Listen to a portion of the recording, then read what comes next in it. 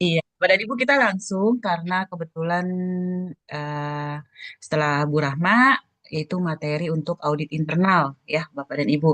Bapak dan Ibu perkenalkan saya Aistiawati, saya salah satu instruktur di Halal Institute, kemudian saya juga salah satu fasilitator. Nah, di sini sudah ada yang saya fasilitatori juga ya Bapak dan Ibu, kodenya ASW. Kemudian saya juga konsultan halal, Bapak dan Ibu. Nah, di sini saya akan membawakan terkait dengan audit internal, ya, Bapak dan Ibu. Mungkin Bapak dan Ibu di sini ada yang perusahaannya sudah sistem, mungkin sistem mutu, kemudian sistem 22.000 atau FSSC, atau Bapak dan Ibu yang produknya daftar BPOM, SMKPO, biasanya ada tim audit internalnya tuh. Ya, Iya, Ibu. Pak dan Dini, Rese nih. Pak Dani punya Baik. sistem apa, Pak?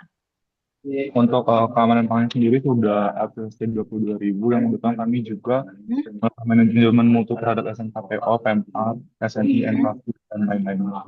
Oke, produknya apa, Pak Dani? Berarti produknya food ya, Pak ya? Iya, buat manufacturing di bagian Pemix, tepung, tepung Pemix. Oh, tepung premix. Oke ya, Bapak dan Ibu. Jadi sudah ada itu, ada keamanan pangan. Jadi satu tuh ya, Pak, manualnya ya, Pak. Iya Badan benar keamanan begitu. pangan ya. Kami regulasi, regulatornya. Iya, betul ya, Bapak dan Ibu. Nah, sini sudah ada yang punya sistem ya, Bapak dan Ibu. Sama nih di Halal juga ada nih. Kemarin Bapak dan Ibu sudah isi ya tim manajemen keamanan pangan, tim manajemen halal sebutannya. Kalau di keamanan pangan, tim manajemen keamanan pangan. Kalau di mutu, tim mutu ya, Bapak dan Ibu. Nah, itu biasanya nih, Bapak dan Ibu bedanya adalah kalau di tim mutu atau keamanan pangan, Bapak dan Ibu mau jadi auditor internal harus sertifikasi dulu, harus di training lagi, harus punya sertifikatnya, baru tuh bisa pegang klausulnya, ya. Nah, tapi kalau di halal, Bapak dan Ibu mudah sekali. Bapak dan Ibu sudah sertifikat penyelia halal itu sudah jadi internal auditor, ya. Jadi nggak usah bingung nanti timnya, aduh tim saya belum tersertifikasi, aduh tim saya non-Muslim. Nah, nggak masalah ya Bapak dan Ibu. Jadi kalau di halal itu Bapak dan Ibu di sini ya yang sudah nanti lulus nih, sudah pegang sertifikat, itu sudah auditor internal, ya. Mau ajak timnya siapa aja. Ada nggak? Saya boleh nggak ngajak tim nih? Kebetulan PIC-nya non-Muslim untuk departemen untuk bagian QC-nya. Boleh, Bapak dan Ibu. Jadi ya, yang wajib Muslim itu hanya Bapak dan Ibu sebagai penyelia halalnya itu wajib Muslim. Tapi kalau untuk timnya itu tidak wajib Muslim. Ya, oke, Bapak dan Ibu, saya izin share screen ya. Nah, Bapak dan Ibu, sebelum kita mulai, saya mau review nih.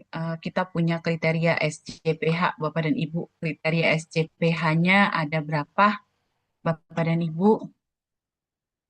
Kemarin sudah dikupas tuntas 4 jam, ya. Ada berapa nih, Bapak dan Ibu? Ada lima. Ada lima. Kriteria. Ada lima. Lima.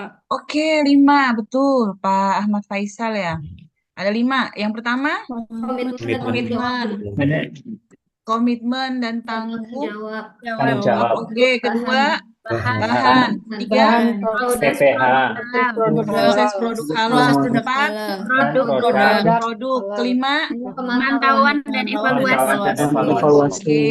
Ini harus Bapak dan Ibu pahami. Ya, dibaca lagi terkait dengan Keptaban nomor berapa terkait dengan SJPH kriteria Keptaban nomor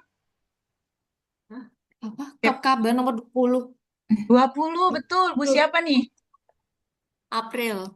Bu April. Oke. Ya, Bapak dan Ibu. Jadi Bapak dan Ibu, nanti kalau di sistem itu Bapak dan Ibu bawanya klausul. Klausulnya itu panjang, bisa sampai 10 ya Bapak dan Ibu. Sub-subnya banyak, 1.1, 1.1.1.1, 1.1.2 ya.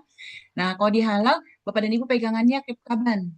Ya, nanti kalau mau lihat terkait dengan, oh ketika saya mengaudit, ini masuknya ke kriteria yang keberapa ya, referensinya. Nah, itu ada di Kepkaban nomor 20 ya. Jadi ini pegangan Bapak dan Ibu nih ketika nanti melakukan audit internal ya. Nah, kalau terkait PPH, Bapak dan Ibu, PPH itu ada berapa?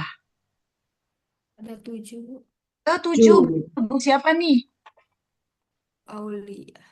Aulia, Bu. Aulia. Oke. Tujuh apa saja, Bu Aulia? Yang pertama, penyediaan bahan, kedua pengolahan, ketiga Hmm? pengemasan, kemudian penyimpanan, kemudian pendistribusian, penjualan dan penyajian. Ya, betul. Kalau misalnya Bapak dan Ibu, kalau SK tim itu masuk ke kriteria yang keberapa? Yang pertama, Bu. Betul, yang pertama, Pak. Pak siapa nih? Pak siapa dengan Pak siapa? Ahmad Faisal, Bu. Faisal ya, Pak Ahmad Faisal. Oke, terus kemudian Bapak dan Ibu, kalau terkait audit, masuk kriteria yang keberapa? Audit internal? Ada yang Kelima. tahu? Kelima, Bu. Kelima, Ibu siapa tuh tadi? Dua orang nih. Saya April. Bu April Rati, dengan Bu. siapa? Bu April dengan Rati, Bu. Bu Rati ya. Oke, nah Bapak dan Ibu, kalau misalnya produknya tidak sesuai kriteria, harus dimusnahkan, harus dipisahkan, kasih label hold, harus ditarik dari pasaran, itu masuk ke kriteria CPH yang keberapa? 4, Bu. Empat. Betul, Empat. Keempat, keempat, empat. Bu. Ya, Keempat. oke, udah jago nih Bapak dan Ibu. Ulangi lagi. PPH ada apa saja Bapak dan Ibu? Dimulai dari Penyediaan bahan, penyediaan Penyediaan bahan. bahan, Penyediaan bahannya pengolahan, diolah, pengolahan, habis diolah pengemas, Dikemas. kemas, dikemas, habis dikemas Disimpan. penyimpanan, disimpan, simpan, habis disimpan Didistribusikan. distribusikan, habis distribusi penjualan, dijual, habis penjualan, dijual penyajian. Disajikan. penyajian. disajikan ya Bapak dan Ibu. Jadi pastikan Bapak dan Ibu ingat nih kriteria SJPH, PPH ruang lingkup. Oh, kalau saya cuma distribusi, distribusi, nah berarti Bapak dan Ibu tidak ada pengolahan ya. Nah, kemudian, oh kalau saya manufacturer, saya buat produk dari penyediaan bahan. Oh, kalau saya cuma sampai distribusi aja, jadi dari bikin terus didistribusiin, dijual, ya.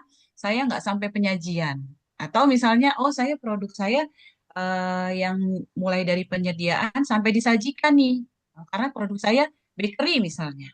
Ya, nah itu. Jadi Bapak dan Ibu sesuaikan dengan ruang lingkupnya Bapak dan Ibu. Kemarin sudah belajar ya di tugas satu Bapak dan Ibu. Lengkap tuh di tugas satu. Kriteria pertama ada, kemudian kriteria kedua ada, ketiga, keempat, kelima. Ya, ada masuk tuh, suruh buat SOP-nya juga ya Bapak dan Ibu. Nah, ini jadi pegangan Bapak dan Ibu ketika nanti audit internal. Disosialisasikan kepada timnya ya, Bapak dan Ibu diinfokan. Oh, nanti ketika kalian mengaudit, referensinya adalah kriteria SJPH. Nah, untuk lebih dalam lagi, yang kalian jadi pegangan adalah KEPKABAN 20. Ya, nah baik Bapak dan Ibu, kita melakukan audit internal penerapan SJPH berdasarkan SKKNI nomor 21 tahun 2022. Ya, kita berbasis SKKNI ini Bapak dan Ibu sama seperti penanganan produk tadi, sama seperti menyiapkan bahan, pengawasan, ya. Nah, tujuannya apa nih? Tujuannya itu memiliki pengetahuan, keterampilan, dan sikap kerja yang diperlukan untuk dapat melakukan perencanaan audit internal, melakukan kaji ulang, atau audit internal pelaksanaan SJPH dan menyusun laporan ketidaksesuaian hasil audit. Jadi kalau sudah audit, dibuat laporan itu Bapak dan Ibu. Oh, ini tidak sesuai nih, yang sesuai ini, yang sesuai ini, yang belum sesuai ini, ya. Audit sendiri apa? Pemeriksaan sistematik dan independen untuk mengetahui apakah aktivitas proses produksi halal dilaksanakan efektif dan sesuai perencanaan. Nah, kalau berdasarkan SKKNI ya ada 3 elemen kompetensi Bapak dan Ibu. Nah diingat nih ya, dapat tahu masuk nih nanti Bapak dan Ibu yang uji kompetensi. Tahu nggak nih misalnya elemen kompetensinya audit? Oh kalau elemen kompetensinya audit itu ada 3 ya. Merencanakan audit, kemudian melakukan audit, menyusun laporan audit. Nah, rencana audit disusun sesuai dengan prosedur. Biasanya Bapak dan Ibu kalau kita merencanakan audit yang kita buat apa saja? Contohnya apa saja, Bapak dan Ibu? Sebelum kita jalanin audit, Pak Faisal nih, udah Schedule biasa dulu, Bu. audit. Bikin apa, Pak? Pertama, Pak. Pertama kita tuh bikin parameternya, kemudian kita Hmm? create schedule-nya, Mm-mm. Berarti lalu jadwal ya, Pak. ya jadwal. Oke, setelah jadwal gimana Pak? Setelah jadwal baru kita mulai observasi ke lapangan, Bu. Kita mulai. Observasi, oke. Buat nginfoin, Oh ada nggak iya, Pak? Infoinnya apa Pak? Biasanya bisa kita buat via apa? email atau grup, Bu, atau Oke, WhatsApp gitu. undangan ya Pak? Ya betul. Ya, Oh iya, itu. tapi Bu, Nah, kalau untuk audit halal hmm, ini itu di announce dulu atau di sifatnya tanpa diumumin, Bu, ya? kenapa Pak? Kalau untuk audit halal ini dia sifatnya diumumkan dulu apa langsung aja ya, Bu, tanpa diumumkan? Diumumkan, tetap diumumkan. Oke, Ya, oke. tetap diumumkan. Jadi Bapak dan Ibu tetap mempersiapkan apa? Tadi jadwal tuh, kata Pak Faisal ya, jadwal biar kita tahu, oh kita jadi audit di bagian yang mana nih, di departemen mana. Oh kita ngaudit di warehouse, oh kita ngaudit di purchasing, oh kita ngaudit di QC misalnya gitu ya. Dan PIC-nya tahu, auditnya tahu, oh ya nanti saya diaudit nih sama si A, oh ya nanti saya diaudit nih sama si B. Ya, jadwalnya ada. Kemudian diinfokan Bapak dan Ibu ya. Diinfokan pakai undangan. Kalau dulu bisa pakai paper ya. Kalau zaman-zaman dulu pakai kertas, kasih ke bagian-bagiannya ke departemen-departemen nih. Besok mau audit nih undangannya. Nah, kalau sekarang betul kata Pak Faisal, bisa pakai Hmm? email, bisa pakai WhatsApp, ya, bisa pakai Zoom meeting, bisa pakai Zoom Meet, ya, Iya. Bapak Ibu bisa menginformasikan dengan berbagai media elektronik, ya. Oh, sudah dibuat undangannya. Kemudian persiapannya apa lagi? Buat daftar hadirnya. Ya, jangan sampai kelewat tuh daftar hadirnya. Nanti udah opening tapi nggak ada daftar hadir. Jadi nggak tahu siapa aja yang hadir. Ya, ada daftar hadirnya. Kemudian daftar pertanyaan audit. Nah, jangan sampai Bapak dan Ibu ketika mau melakukan audit bawahnya cuma not kosong ya, buku catatannya Bapak dan Ibu yang kosong tuh, atau bawahnya HPS nih, biar nggak ribet bawa HPS, atau ngeprint cap kaban, ngeprint cap kabannya, terus kertas HPS yang belakang kosong, Bapak dan Ibu nggak mempersiapkan. Padahal besok Bapak dan Ibu jadwalnya ngaudit warehouse. Nah, nggak disiapin dulu tuh.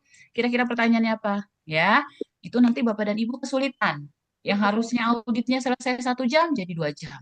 Yang harusnya fokus ke pertanyaan terkait dengan divisi tersebut, jadi kemana-mana. Ya, nah itu. Jadi Bapak dan Ibu persiapkan daftar pertanyaannya. Saya bingung gimana buat pertanyaannya. Nggak usah bingung Bapak dan Ibu. Ya, nanti di template-nya manual SJPH itu ada checklist audit. Ya, Bapak dan Ibu nggak usah pusing lagi nih. Saya mau nanya apa ya nanti ketika ngaudit divisinya gudang. Saya bingung nih. Besok ke bagian purchasing. Saya mau nanya terkait apa ya?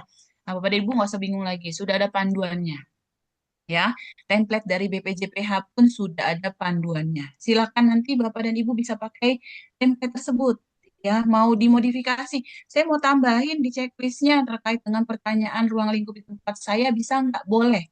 Bapak dan Ibu, silakan dimodifikasi. Ya, kalau di sistem lain Bapak dan Ibu itu patokannya klausul. Biasanya di CR-nya nih udah buatin pertanyaan, udah buat borangnya. Jadi timnya udah tinggal datang, udah bawa daftar pertanyaan, tinggal tanya gitu ya Bapak dan Ibu. Nah, kalau di halal Bapak dan Ibu sudah disiapkan nih, ada checklist auditnya. Jadi, oh, kalau warehouse, nanti saya mau tanya juga nih terkait kebijakan halal, komitmen dan tanggung jawabnya seperti apa. Oh, di warehouse juga bisa terkait dengan PPH berarti penyimpanannya. Nanti saya mau tanya terkait dengan penyimpanan. Saya mau tanya terkait pengirimannya. Nah, saya mau tanya ternyata terkait checklist-checklistnya. Oh, kalau di warehouse kan juga ada penanganan hama nih. Nah, saya mau tanya nih, kontrolnya gimana nih, ya? Gitu, Bapak dan Ibu. Jadi, Bapak dan Ibu dimudahkan sekali, sudah disiapkan checklistnya. Bapak dan Ibu tinggal bawa, tinggal sesuaikan dengan departemen yang Bapak dan Ibu akan audit. Ya. Kemudian ada metode audit, seperti tadi Pak Faisal bilang tuh, Bapak dan Ibu observasi, ya. Bapak dan Ibu observasi nih, lihat ruang lingkupnya ketika ke gudang, oh ternyata gudang dari penerimaan bahan sampai distribusi. Cukup panjang ya, penerimaan bahan, penyimpanan, pengemasan, distribusi. Ya, oh saya perlu lihat nih SOP-nya. Nah, itu jadi dilihat observasi Bapak dan Ibu ya. Terus kemudian, oh saya ke bagian audit produksi. Saya mau lihat dulu deh di produksi seperti apa. Kalau transfer produknya lewat mana gitu ya. Terus kemudian kalau mau nimbang ada ruangan timbangnya enggak gitu ya. Gitu. Kemudian ada dokumentasi Bapak dan Ibu. Silakan ketika ngaudit, Bapak dan Ibu ketika mengaudit di departemen yang Bapak dan Ibu audit, silakan tanya punya manual apa. Ya, kalau misalnya ngauditnya QC, ngauditnya QA. Nah, berarti biasanya QA nyimpen nih. Oh, biasanya QA punya manual GMP misalnya, punya manual HACCP. Oh, yang ngekip biasanya QA tuh, ya Bapak dan Ibu. Atau terkait dengan ini kan ada bahan nih. Kalau di QA itu biasanya ada audit supplier nggak gitu. Nah, itu boleh tanya tuh, dokumentasi SOP-nya ada nggak? Ya, SOP-nya ada nggak? Checklist-nya ada nggak? Di compare nanti. Oh, SOP-nya ada, checklist-nya ada, dijalanin nggak? Ya, itu. Atau misalnya, oh ternyata prosesnya dijalanin tapi prosedurnya nggak ada. Nah, itu jadi ketidaksesuaian ya. Kemudian metode berikutnya itu wawancara. Bapak dan Ibu wawancara tuh PIC-nya. Oh, saya kebagian besok PIC-nya si A. Nah, Bapak dan Ibu silakan wawancara. Coba jelasin dong terkait SOP-nya. Itu saya sebelum melihat dokumentasinya, saya mau Bapak jelasin misalnya gitu. Oh, saya pengen tahu nih Pak, proses pengiriman ini gimana prosesnya Pak? Kalau mau dikirim. Nah, coba jelaskan Pak. Terus kemudian armadanya kira-kira terus sudah tersertifikat halal atau belum Pak? Silakan Bapak dan Ibu bisa wawancara. Ya, jadi Bapak dan Ibu harus bisa memahami nih observasi, kemudian dokumentasi, wawancara. Itu metodenya. Ya, jadi nanti boleh timnya disosialisasiin ya sama Bapak dan Ibu. Kemudian melakukan audit. Tadi sudah punya rencananya, ada oleh sudah ada, sudah siap dan sebagainya, sudah ada. Oh, pagi jam 8 opening audit ya, opening audit. Terus kemudian jam sekian audit. Nah, pas ketika melakukan audit, bukti penerapan SJPH, Bapak dan Ibu dilihat nih. Oh, tadi saya ngaudit, SOP-nya ada, checklist-nya ada di SOP, tapi saya nggak ngelihat wujud checklist-nya. Ya, saya nggak ngelihat nih ada checklist-nya dikerjain. Nah, jadi ketidaksesuaian. Atau tadi pas saya cek prosesnya jalan ini. Kalau misalnya ada produk tidak sesuai, kalau misalnya sudah ternyata sudah tersebar di toko-toko, kemudian eh, ada kontaminasi, ketahuan ada kontaminasi, oh yang di toko ditarik ya. Prosesnya di jalan nih ada penarikan, ada recall product, ada withdrawal gitu ya. Tapi ternyata kok SOP-nya nggak ada. Nah, itu ya prosesnya dijalanin tapi SOP-nya nggak ada. Nah, kemudian ketidaksesuaian penerapan SJPH Nggak mau dari awal diidentifikasi, Mbak semua. identifikasi nih sama Bapak dan Ibu kira-kira ini masuk ke referensi yang mana, ke kriteria SJPH yang mana, ya diidentifikasi. Kemudian menyusun laporan audit. Nah, udah semua nih Bapak dan Ibu sudah bikin coretan, ada ketidaksesuaian, ada yang sesuai, ada yang eh, harus diproses lagi misalnya gitu ya. Kemudian buat laporan auditnya. Ya, dibuat laporannya, temuannya apa saja, bukti temuannya apa saja, tuliskan. Ya, kemudian pihak yang berkepentingan diidentifikasi sesuai kebutuhan, laporan hasil audit disampaikan ke pihak yang berkepentingan, kemudian didokumentasi. Bapak dan Ibu, setiap hasil audit tolong didokumentasikan dengan baik. Ya, jangan sampai tercecer, hilang, terselip. Ketika nanti auditor eksternal datang, misalnya nih ya, tanya, saya mau lihat hasil auditnya, bisa, misalnya gitu ya. Ternyata Bapak dan Ibu lupa nih naruhnya di mana, keselip, ya lupa nyimpennya. Nah, jadi Bapak dan Ibu tolong didokumentasikan dengan baik. Boleh dijadikan soft file, silakan di-scan. Sekarang scan nggak perlu pakai mesin scan ya, Bapak dan Ibu bisa dari handphone. Ya, ada aplikasinya, tinggal scan, tinggal cetek, cetek, cetek, jadi scan-nya. Di-save Bapak dan Ibu jadi soft file. Kalau ketika auditor datang, misalnya auditor internal kah, auditor eksternal kah, tanya hasil auditnya, Bapak dan Ibu boleh tunjukkan soft file-nya. Kalau memang ternyata lupa simpannya, hilang, rusak, ya. Atau bikinkan catatan mutu Bapak dan Ibu. Misalnya, oh kalau form yang ini itu masanya setahun. Kalau sudah setahun berarti dimusnahin.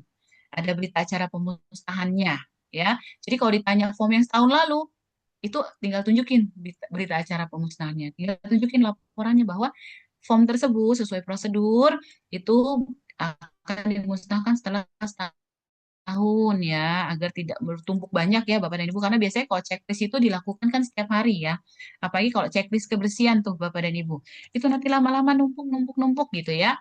Nah itu ada catatan mutunya Bapak dan Ibu. Ya, boleh kita ngadop nih, walaupun kita belum bersistem misalnya, boleh ngadop yang 9001 ya, biar catatan mutunya rapi, pengendalian dokumennya bagus, ada nomor-nomor dokumennya ya, dibundling, oh ini terkait dengan SOP pembelian, ya ada form-formnya, terus kemudian ada catatan-catatannya. Oh ini terkait dengan manual-manual, di situ ada manual halal, manual GMP, manual HACCP, manual keamanan pangan, manual mutu, ya. Nah itu di Bapak dan Ibu bundling, jadi disimpan dengan baik, ya. Kemudian audit internal di sini ada prosedur tertulis Bapak dan Ibu, sama seperti yang lain ya. Semua ada SOP-nya. Bapak dan Ibu juga kemarin sudah mengerjakan tuh tugas satu. Oh, kalau terkait pembelian ada SOP pembelian. Oh, kalau terkait eh, penyimpanan ada SOP penyimpanan ya. Nah, sama ini audit internal juga ada SOP-nya. Boleh nggak saya gabung misalnya audit internal sama kaji ulang? Boleh, silakan Bapak dan Ibu ya. Silakan boleh diintegrasi, digabung nih biar nggak terlalu banyak SOP, boleh ya. Nah, kemudian dilakukan terjadwal minimal 1 kali dalam setahun. SCPH itu minta minimal 1 kali dalam setahun Bapak dan Ibu. Tapi kalau misalnya ternyata Bapak dan Ibu ada yang sudah sistem, biasanya ngejalanin auditnya setahun tuh 2 kali ya. Kalau saya jadiin setahun 2 kali, boleh nggak? Boleh, Bapak dan Ibu ya. Boleh dilakukan misalnya setahun 2 kali. Atau, biar lebih efektif deh, kami lakukannya setahun 3 kali. Boleh, Bapak dan Ibu ya. Yang penting Bapak dan Ibu melakukan minimal 1 kali dalam setahun. Ya, melakukan 1 kali dalam setahun, nanti dilaporkan kepada BPJPH. Ya, Ya, nggak ada kemudian yang ngerjain ikut tak apa. pelaksanaan dapat diintegrasikan. Sebentar, saya tutup. Oke. Pelaksanaan dapat diintegrasikan dengan audit sistem lain, Bapak dan Ibu. Areanya, jadwalnya, timnya. Ya, diintegrasi itu seperti apa? Oh, Bapak dan Ibu sudah punya format jadwalnya nih. Misalnya Bapak dan Ibu sudah ngadop sistem atau memang sudah punya kalau untuk jadwal-jadwal formatnya seperti ini. Nah, Bapak dan Ibu untuk halal boleh pakai format yang sudah ada ya. Atau Bapak dan Ibu sudah punya SOP pencucian misalnya untuk di sistemnya Bapak dan Ibu. Nah, untuk halal gimana? Masa harus bikin lagi SOP terkait pencucian yang halal gitu? Nggak perlu. Bapak dan Ibu boleh integrasi, direvisi yang pencuciannya. Kalau misalnya pencuciannya hanya dibersihkan dengan sabun atau dengan sanitizer misalnya gitu. Nah, sekarang tambahkan kalau terkait halal berarti sabunnya, sanitizernya harus tersertifikasi halal ya. Sudah tersertifikasi halal. Jadi tinggal dimasukkan tuh Bapak dan Ibu. Atau kalau misalnya pencucian, biasanya pencucian biasa dan sebagainya. Kalau di halal berarti tinggal tambahkan. Kalau misalnya terkontaminasi harus dengan 7 kali pencucian atau menggunakan sabun yang sejenis dengan tanah, itu ya Bapak dan Ibu. Seperti itu. Jadi ditambahkan di prosedurnya. Jadi tidak perlu tuh Bapak dan Ibu buat lagi pusing nanti ya. Eh, Teman-temannya baca banyak SOP itu pusing Bapak dan Ibu. Kadang-kadang karyawan itu suka mengeluh begini, ini kita mau kerja apa mau ngisi checklist gitu ya. Karena saking banyak checklistnya Bapak dan Ibu harus dikerjain. Setiap lagi ngerjain ini harus di checklist, ngerjain ini di checklist. Nah itu ya. Jadi biar nggak terlalu banyak uh, checklist ya. Jadi nggak perlu terjadi, oh untuk halal sendiri, oh untuk mutu sendiri, untuk keamanan pangan sendiri. Nah, boleh diintegrasi ya. Terkait dengan timnya pun sama. Misalnya Bapak dan Ibu bingung nih, oh semuanya kok udah di timnya si mutu ya, udah di timnya keamanan pangan, tuh halal gimana ya? Masa saya harus nyari lagi gitu ya? Boleh ngambil dari tim yang sudah ada. Silakan ya. Oh misalnya buat halal 10 orang saya ambil deh. Kalau di mutu keamanan pangan kan biasanya banyak tuh 20 sampai 25 ya Bapak dan Ibu timnya.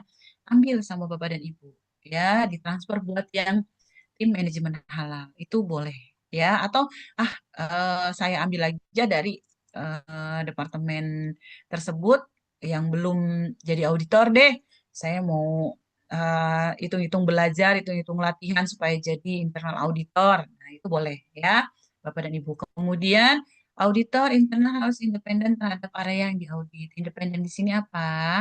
Ketidakberpihakan, Bapak dan Ibu. Jadi, jangan sampai nanti ketika Bapak dan Ibu, misalnya Bapak dan Ibu dari QA, ya, Bapak dan Ibu tidak boleh ngaudit QA nih, ya. Boleh ngaudit produksi, boleh ngaudit processing, boleh ngaudit R&D, tapi tidak boleh mengaudit departemennya sendiri, ya, Bapak dan Ibu. Sama Bapak dan Ibu yang dari purchasing pun seperti itu, tidak boleh mengaudit purchasing, boleh mengaudit departemen yang lain, produksi, warehouse, R&D, boleh silakan. Dan untuk halal itu tidak semua departemen diaudit ya Bapak dan Ibu. Misalnya kalau tempat Bapak dan Ibu ada departemen IT, ada departemen finance, ada departemen marketing, ada departemen sales. Nah, itu tidak diaudit ya. Kalau misalnya di mutu memang mereka diaudit ya Bapak dan Ibu. Di mutu itu IT diaudit, finance diaudit, sales diaudit ya. Tapi kalau di halal itu hanya QE, HRD, produksi, kemudian warehouse, kemudian R&D, kemudian purchasing. Jadi nggak semua departemen diaudit Bapak dan Ibu ya. Kalau di halal ya, jadi Bapak dan Ibu nggak usah pusing nih mikirin si IT backup servernya gimana nih nanti gitu ya. Kalau itu di mutu ya. Atau finance nih keluar masuknya prosesnya gimana, ada prosedurnya apa enggak. Nah itu di sistem ya Bapak dan Ibu. Jadi nggak perlu di SJPH itu Bapak dan Ibu mikirin di keluar masuknya terkait dengan finance, kemudian di IT backup server seperti apa. Nah nggak perlu ya.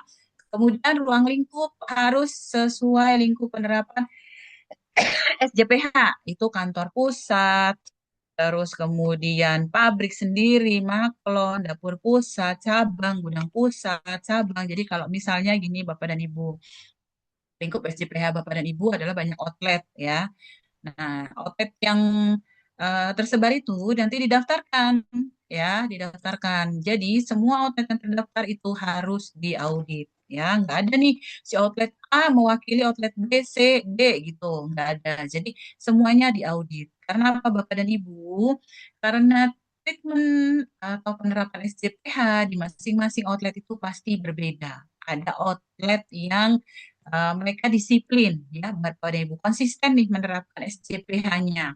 Mulai kita pas datang sudah langsung terpajang kebijakan halal ya pakai roll banner misalnya. Terus kemudian pakai APD lengkap nih personilnya yang jaga outlet ya. Terus kemudian pakaian yang digunakan pun pakaian untuk kerja ya Bapak dan Ibu, pakaian yang digunakan untuk di outletnya ya, mereka berganti pakaian ya, setelah datang mereka ganti pakaian, pakaian khusus buat di outletnya itu. Terus kemudian pakai masker, dapurnya bersih. Nah, ketika Bapak dan Ibu datang ke outlet yang lain misalnya gitu ya, pas datang aja nggak ada misalnya, kok mana ya saya nggak lihat nih kebijakan halalnya ditempel, padahal sudah terdaftar, sudah tersertifikasi gitu ya, kok malah nggak ada gitu ya. Terus kemudian ada personel yang nggak pakai masker misalnya. Terus kemudian personilnya ternyata lagi flu. Wah, itu jadi ketidaksesuaian. Atau ternyata dapur produksinya berantakan, Bapak dan Ibu, ya. Jadi setelah produksi itu nggak langsung dibersihkan, dibiarkan jadi pada nempel noda-nodanya. Ya. Di lantainya pun berceceran, noda produksinya seperti itu. Jadi beda-beda treatmentnya Bapak dan Ibu, konsistensinya terhadap SCPH itu berbeda. Jadi harus diaudit tuh satu-satu. Sama kayak misalnya Bapak dan Ibu suatu perusahaan yang, saya nggak mau punya pabrik lah, saya nggak mau mikirin pabrik, biar saya pabriknya maklon aja, diproduksi di tempat lain aja. Saya mah khusus terkait dengan formulanya aja deh, terus nanti saya berikan ke sana, nanti mereka buat gitu ya. Saya branding aja deh gitu ya.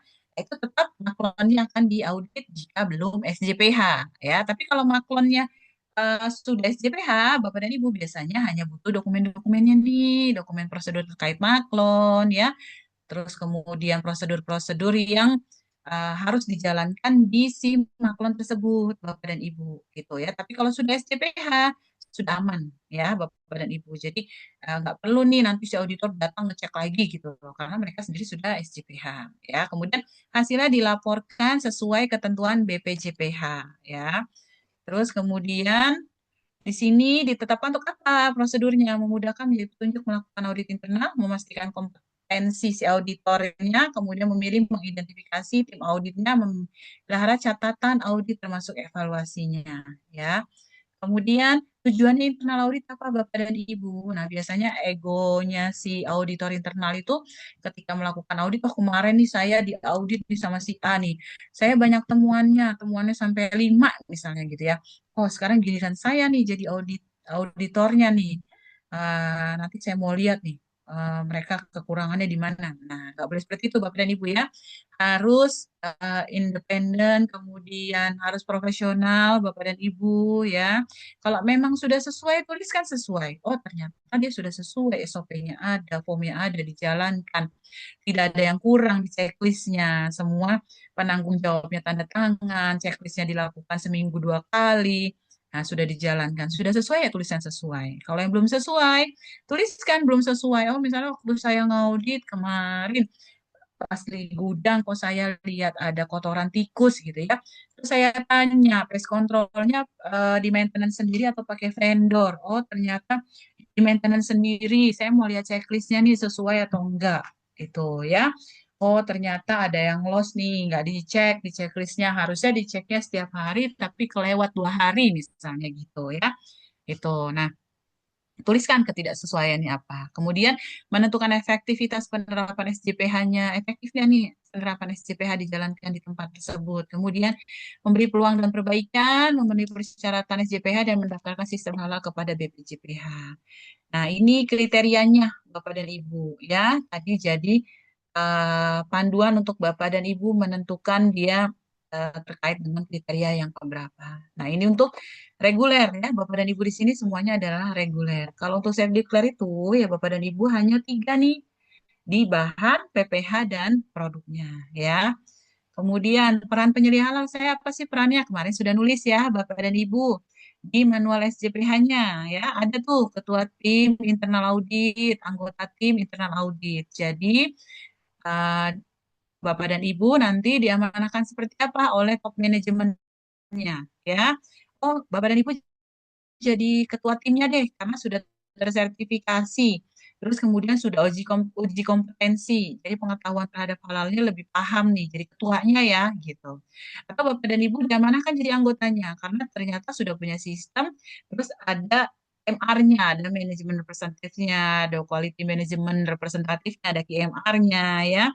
Nah, itu dia jadi ketuanya, kemudian Bapak dan Ibu jadi anggotanya. Seperti itu ya. Jadi disesuaikan dengan yang diamanahkan oleh top manajemennya Bapak dan Ibu. Kemudian pemilihan timnya bagaimana? Disesuaikan dengan pengetahuannya terhadap area atau proses, ruang lingkup disesuaikan dengan luas area dan fungsinya, kemudian kecakapan audit, mengerti teknik audit, mempunyai karakteristik yang sesuai, auditor internal harus independen. Ya. Kemudian audit cycle seperti apa? Bapak dan Ibu sudah sering dengar nih ya. Plan, do, check, action. Ya, plan rencananya apa? Ada jadwalnya. Kemudian diinformasikan. Kemudian ada pertanyaannya, dicek ya. Kemudian ada uh, ketidaksesuaian, perbaikannya seperti apa ya. Itu itu dilakukan oleh Bapak dan Ibu. Plan, do, check, action ya. Kemudian yang diawali apa program tadi oh ada jadwal.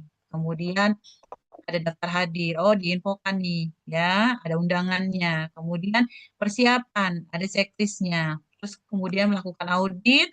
Nah, laporannya apa? Corrective action. Ada follow up ya, ada follow up dianalisis nih. Perbaikannya sudah sesuai apa belum, efektif atau tidak. Ya, kalau belum efektif, dicek lagi. Ya, masih butuh waktu atau tidak perbaikannya. Seperti itu. Ya. Kemudian persiapan on-site audit. Bapak dan Ibu ada kesiapan auditor, tugas dan tanggung jawabnya seperti apa, jadwal atau rencana audit, pembuatan checklist, pelaksanaan audit. Ya, ini yang harus Bapak dan Ibu siapkan. Nah, kemudian kesiapan auditor Bapak dan Ibu di sini harus seperti apa? Memahami tujuan audit, memahami ruang lingkup auditnya, ya. Oh, saya ruang lingkupnya ternyata pas di warehouse itu dari penerimaan sampai pengiriman. Kemudian mencari informasi tentang area dan sasaran audit, ya. Dicari nih informasinya, Bapak dan Ibu boleh tanya dokumentasinya ya, boleh ngobrol dulu sama si PIC-nya untuk mencari informasi ya, terus kemudian memahami proses audit, kemudian membuat rencana audit dan menyusun laporan audit. Informasi awal yang bisa dapat apa?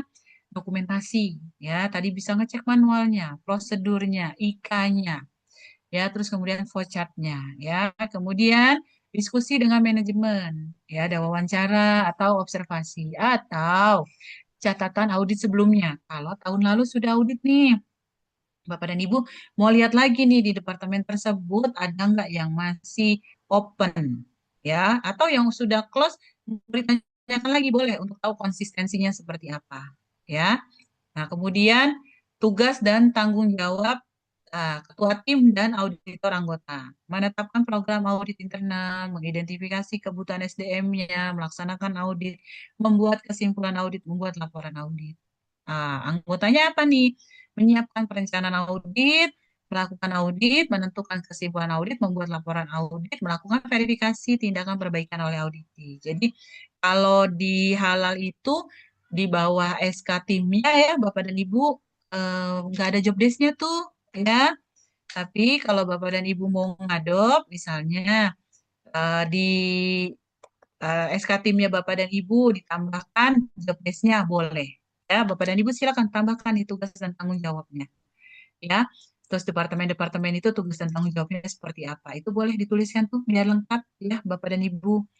Nah, di bawah SK tim setelah nama-nama, kemudian tugas dan tanggung jawabnya apa? Oh, si penyedia halal ini, kemudian si QA-nya ini, si purchasing-nya ini, nah itu tuliskan. Ya, si ketuanya ini gitu ya. Itu boleh dilengkapi oleh Bapak dan Ibu boleh ya. Kemudian ada rencana audit, mencakup tujuan, sasaran, ruang lingkup, SDM-nya, jadwal. Nah, manfaatnya memastikan area yang terlibat aktivitas kritis sudah tercakup, mencapai tujuan audit, memastikan tercakupnya semua lingkup audit, informasi kepada auditi, panduan, dan penentuan metode. Ya, contohnya jadwal nih Bapak dan Ibu ya. Kalau ini contoh dari kami jadwal yang divisinya banyak nih Bapak dan Ibu. Ya, ada opening meeting di awal, kemudian ada closing auditnya ya. Ini ada auditornya dua nih, kalau ternyata lingkupnya luas, nggak bisa sendirian misalnya ya.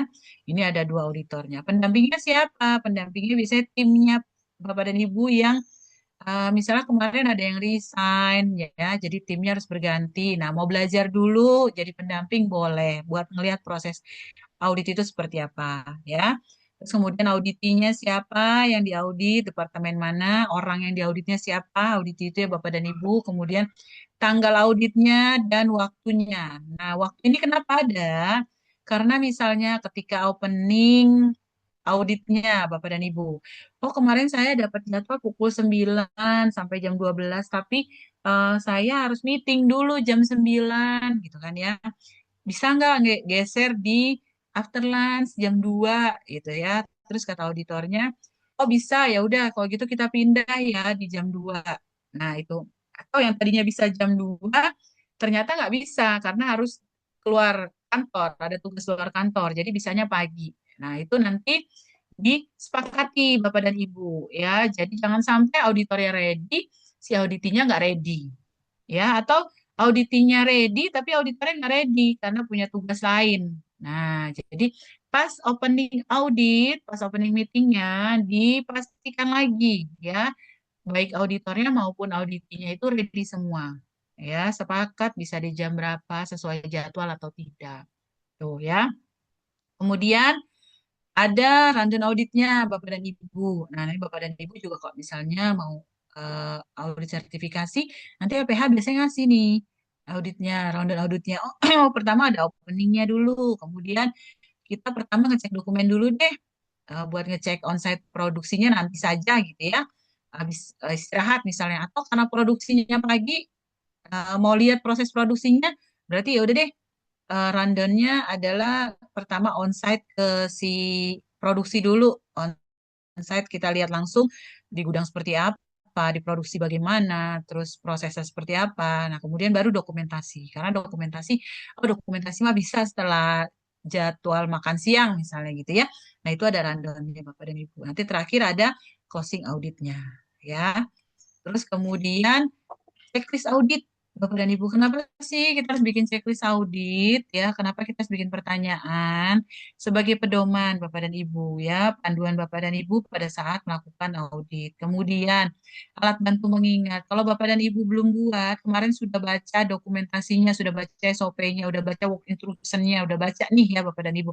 Tapi karena tidak dicatat, lupa ya lupa nih kemarin saya mau nanya apa ya. Nah, itu. Kemudian memperlancar proses audit ya. Jadi sesuai waktunya. Kalau misalnya ternyata harus selesai jam 9, Bapak dan Ibu bisa selesai sesuai waktunya. Kemudian menjadi catatan mengenai cakupan audit. Nah, isi dari checklist apa?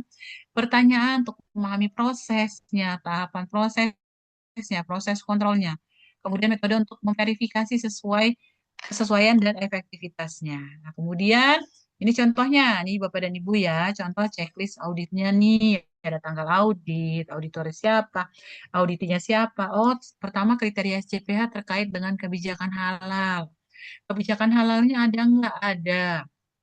Nah, kemudian buktinya apa? Oh, pas saya masuk ruang produksi ada spanduk. Oh, pas saya masuk ruang produksi ditempel di dindingnya. Ya, terus kemudian eh, disosialisasikannya lewat apa saja. Oh, kemarin kita udah buat jadwal buat pelatihan internal. Ya, itu. Kemudian penyelia halalnya ada nggak? Ada. Sudah tersertifikasi belum? Oh, sudah kemarin baru ikut training misalnya gitu. Sertifikatnya juga sudah terbit. Nah, itu ya. Jadi pastikan ketika Bapak dan Ibu melakukan pengecekan itu buktinya ada. Ya, karena Bapak dan Ibu harus menuliskan nih kalau misalnya nggak ada, kok saya kok nggak ada kebijakan halal cuma ada di manual. Sosialisasinya gimana nih karyawan tahu nggak, paham nggak? Itu ya. Bapak dan Ibu. Kalau dulu saya pernah melakukan ya Bapak Ibu, saya dulu pernah di manufacture juga. Itu saya buatkan, jadi kebetulan perusahaannya sudah ISO ya, sudah 22.000 HACCP, GMP ya, sampai akhirnya FSSC ya. Jadi supaya ingat itu ya, ya Bapak dan Ibu, supaya ingat itu saya buatkan card. Jadi card kecil yang dipegang sama karyawan, seluruh karyawan, apalagi operator. Ya, jadi nanti ketika briefing pagi, mereka tuh punya card, bisa mereka baca terus, atau card itu mereka tempel tuh di locker. Jadi ketika mereka buka lokernya, mau ganti baju, melihat ada tulisan kebijakan mutu misalnya, atau kebijakan halal. Nah, mereka jadi ingat. Ya, jadi ketika mereka ditanya briefing pagi, mereka paham itu. Ya. Atau manajemen itu saya buatkan Bapak dan Ibu. Di layar background PC-nya, laptopnya, itu adalah kebijakan halal, kebijakan mutu, kebijakan keamanan pangan, ya. Jadi pas buka komputer, buka laptopnya, PC-nya itu langsung background-nya kebijakan halal, kebijakan mutu. Gitu ya. Jadi saya koordinasi sama IT-nya nih. Tolong dong semuanya pas buka itu langsung kebijakan halal, kebijakan mutu. Jadi nanti ketika audit mereka paham nih. Jadi mereka lebih aware kalau mereka eh, hafal, ingat gitu ya, seperti itu. Nah, kemudian pelaksanaan audit itu ada opening, ada closing, ya. Ngapain sih opening? Kan kita udah di jadwalnya, udah megang undangannya, langsung aja datang ke divisinya, ke departemennya. Orang saya ngaudit warehouse, orang saya ngaudit purchasing, saya langsung datang aja. Kenapa sih ada opening gitu kan? Harus ada ya Bapak dan Ibu untuk memastikan apa? Barangkali timnya berganti. Ada yang resign atau penyelianya ganti. Kemarin resign diganti penyelianya ya. Atau timnya nih ternyata cuti misalnya gitu. Nah, harus ada tim penggantinya. Itu untuk saling mengenal, untuk menjelaskan lagi tugas tanggung jawab. Hey, nanti auditor internal ya di sini yang jadi auditor internal tugasnya ini dibacakan lagi. Ntar yang auditi tugasnya ini ya, gitu. Yang harus disiapkan apa, gitu. Nah, itu diinformasikan, ya. Kemudian ada pengumpulan verifikasi informasi, ada temuan audit nanti, konfirmasi tentang temuan audit, persiapan closing meeting. Nah, kok ada closing meeting lagi sih? Udah selesai audit, ya udah aja gitu. Nah, perlu ya Bapak dan Ibu, perlu. Karena nanti apa? Dibacakan nih, oh temuannya apa saja. Atau mungkin nanti tiba-tiba ada yang nyanggah. Oh tadi tuh saya keselip kok gitu kan ya. Saya bawa nih dokumennya gitu. Saya bawa dokumennya nih, tunjukkan nih ya untuk bisa nutup closingnya. Atau tadi pas nemuin ketidaksesuaian ada sawang-sawang. Nah, sawang-sawang udah saya bersihin. Ini udah saya foto. berkurang deh temuan auditnya, ya bisa di close langsung gitu, seperti itu. Jadi perlu adanya opening, perlu adanya closing, ya. Nah, opening nih ya, Bapak dan Ibu, seperti yang saya sampaikan tadi, untuk perkenalan tim, konfirmasi tujuannya, penjelasan pelaporannya, ada aturan dan tanggung jawabnya seperti apa ya. Terus kemudian pengumpulan verifikasi informasi bisa dari cek dokumen, wawancara, pengamatan, observasi ya. Kemudian ada temuan audit, ada bukti auditnya ya, kemudian ada kesimpulannya ya. Kalau di halal Bapak dan Ibu itu tidak ada eh, grade-nya ya, nggak ada tuh kayak Bapak dan Ibu di sistem. Oh dia major, oh dia minor, oh dia observasi gitu ya. Nggak ada tuh misalnya, oh dia critical major, oh atau 0 point, kamu satu aja udah auditnya diulang. Nggak boleh nih, harus dijadwalin audit ulang gitu. Ya nggak ada. Kalau di halal itu Bapak dan Ibu masuknya ke kritis atau tidak kritis. Oh misalnya kalau ini dokumennya sudah masuk KMA nih bahannya, berarti nggak bisa cuma spek doang, nggak bisa cuma flowchart-nya doang, ya nggak bisa dokumennya cuma MSDS-nya aja, PDS-nya aja, atau SDS-nya aja, ya nggak bisa. Atau COA doang, dokumen pendukungnya, nggak bisa karena dia ada di KMA. Ada di KMA masuknya kritis, berarti wajib SH, ya. Terus kemudian, oh ini produknya impor. Kalau produk impor, sekarang peraturan BPJPH adalah sudah teregistrasi, ya. Oh ini LHLN-nya juga harus sudah teregistrasi nih, misalnya pakainya Jakim. Oh Jakim sudah teregistrasi. Nah berarti produk yang dipakai yang diimpor sudah harusnya diregistrasi di BPJPH. Jadi akan keluar tuh sertifikatnya sama mirip dengan yang reguler ya Bapak dan Ibu. Hanya kodenya beda dan kemudian bedanya adalah ada nama importirnya nih di si sertifikat registrasinya. Ya, jadi Bapak dan Ibu pastikan bahan impornya dari LHLN yang sudah diakui BPJPH, yang sudah teregistrasi di BPJPA, atau yang sudah MRA, Mutual Recognize ya Bapak dan Ibu. Kemudian pastikan lagi MOU-nya masih panjang si LHLN tersebut. Jangan sampai si LHLN tersebut ternyata MOU-nya expired di Oktober misalnya. Nah, sedangkan produk yang Bapak dan Ibu import ini LHLN-nya ternyata masih expirednya 2 tahun lagi. Misalnya pakai Cicot ya Bapak dan Ibu yang Thailand, atau pakai Jakim 3 tahun ya, atau pakai Ivanka setahun. Nah, tapi karena MOU-nya di Oktober mati nih si Ivanka ini, berarti expirednya jadi di mana? Expirednya jadi di Oktober, yang harusnya tadinya expired di tahun depan, tapi jadi Oktober karena ternyata si Ivanka ini expired di Oktober. Ya, seperti itu. Nah, kalau misalnya seperti itu, berarti Bapak dan Ibu sebagai customernya, push si suppliernya, atau kok misalnya belinya langsung direct produsen, push si produsennya, tolong dong tanyain LHLN-nya sudah sampai mana di BPJPH, sudah diperpanjang atau belum. Karena kita mau impor nih, kita mau pakai produknya. Kalau nanti diimpor ke sini belum ada registrasinya, kami nggak bisa pakai. Itu. Jadi harus di-push sama Bapak dan Ibu. Pastikan produk itu sudah terregistrasi. Dan itu bisa Bapak dan Ibu cek di webnya BPJPH ya, sudah terregistrasi atau belum. Nah, kalau misalnya MOU-nya sudah diperpanjang, seperti kemarin itu ada Jakim ya, Bapak dan Ibu. Jakim itu expired. Ternyata Jakim sudah nih, sudah koordinasi dengan BPJPH, dan akhirnya sudah memperpanjang MOU-nya kembali.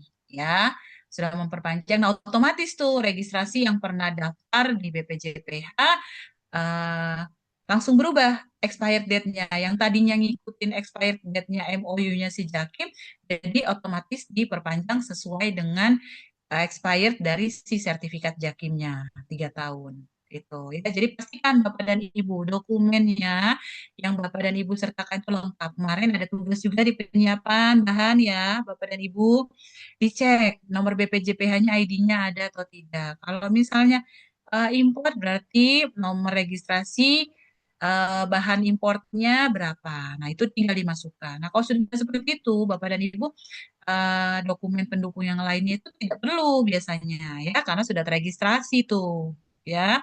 Nah, kecuali yang misalnya dia belum terregistrasi. Nah, itu Bapak dan Ibu butuh biasanya ingredientnya, flowchart-nya, ya. Terus butuh COA-nya, seperti itu, ya. Oke, selanjutnya temuan audit atau ketidaksesuaian. Ketidaksesuaian itu terhadap apa? Standar, kriteria, klausul. Ketidaksesuaian terhadap dokumentasi. Oh, tidak sesuai nih dokumentasinya. Catatannya nggak ada. Ya, kemudian aspek-aspek dari operasi yang cenderung mengarah pada ketidaksesuaian. Nah, sampling. Nah, ya Bapak dan Ibu biasanya kalau Bapak dan Ibu mau ngaudit, ya ternyata produknya Bapak dan Ibu banyak. Misalnya Bapak dan Ibu produknya ada 20 nih, atau ada 100 ternyata karena variannya banyak misalnya ya. Baik itu makanan, kosmetik ya, Bapak dan Ibu atau flavor seasoning ya, biasanya tuh banyak Bapak dan Ibu. Nah, itu ketika Bapak dan Ibu audit internal, tidak usah dicek 100-100 produknya, 50-50 produknya dicek semuanya. Itu ngabisin waktu ya Bapak dan Ibu. Random aja, Bapak dan Ibu boleh random. Pilih kira-kira acak produk yang mana yang akan Bapak dan Ibu telusuri untuk audit ya.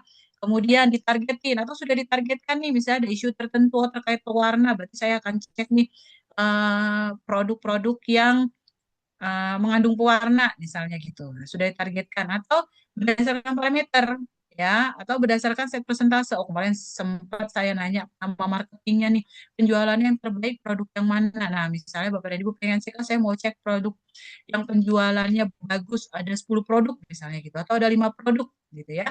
Bapak dan Ibu cek tuh mulai dari penyediaan bahannya sampai si produk itu jadi sampai didistribusikan ya atau sampai disajikan misalnya ruang lingkupnya sampai penyajian ya. Itu Bapak dan Ibu cek. Nggak perlu semua produk 50 itu Bapak Ibu cek semua ya. Waktunya nggak cukup nanti pas Bapak dan Ibu audit. Karena biasanya halal itu harinya cuma sehari. Tapi kalau Bapak dan Ibu nanti mau ngatur 2 hari, 3 hari silakan ya. Boleh disesuaikan dengan yang ada di tempat Bapak dan Ibu ya. Kemudian nah, ini pola interaksinya, Bapak dan Ibu. Pola interaksinya ini ada auditor dan auditi, ya, Bapak dan Ibu. Nah, si auditor ini ngapain? Auditor ini mengidentifikasi NC-nya, Bapak dan Ibu. NC-nya diidentifikasi nih, non-conformity-nya. Ketidaksesuaiannya ditulis. Setelah ditulis, dikonfirmasi ke si auditinya, ya, ke si yang diauditnya. Oh, tadi saya nemuin ya di gudang ada kotoran tikus misalnya gitu. Tadi ada buktinya ya, kita lihat di beberapa sudut ya. Oke, ada persetujuan, di review nih sama si auditinya, di review, diidentifikasi kenapa ya ini. Kok ada kotoran tikus apa? Oh, oh jangan-jangan ini pintunya sering dibuka gitu atau checklist kebersihannya nggak sesuai nih untuk yang penyimpanan. Kenapa bisa ada eh, kotoran tikus ya gitu? Atau kita perlu pakai vendor ya, nggak bisa maintenance sendiri.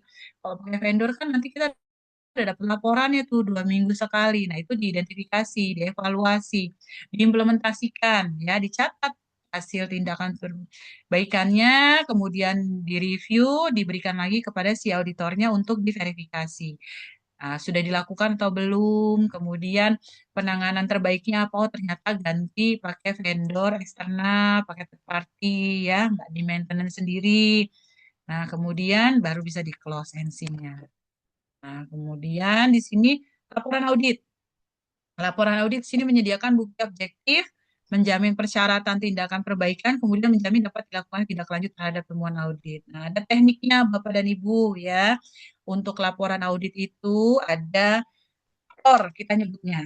Ada problem, location, kemudian objective evidence, kemudian reference. Jadi masalahnya apa sih? Temuan auditnya apa? Kemudian lokasinya di mana?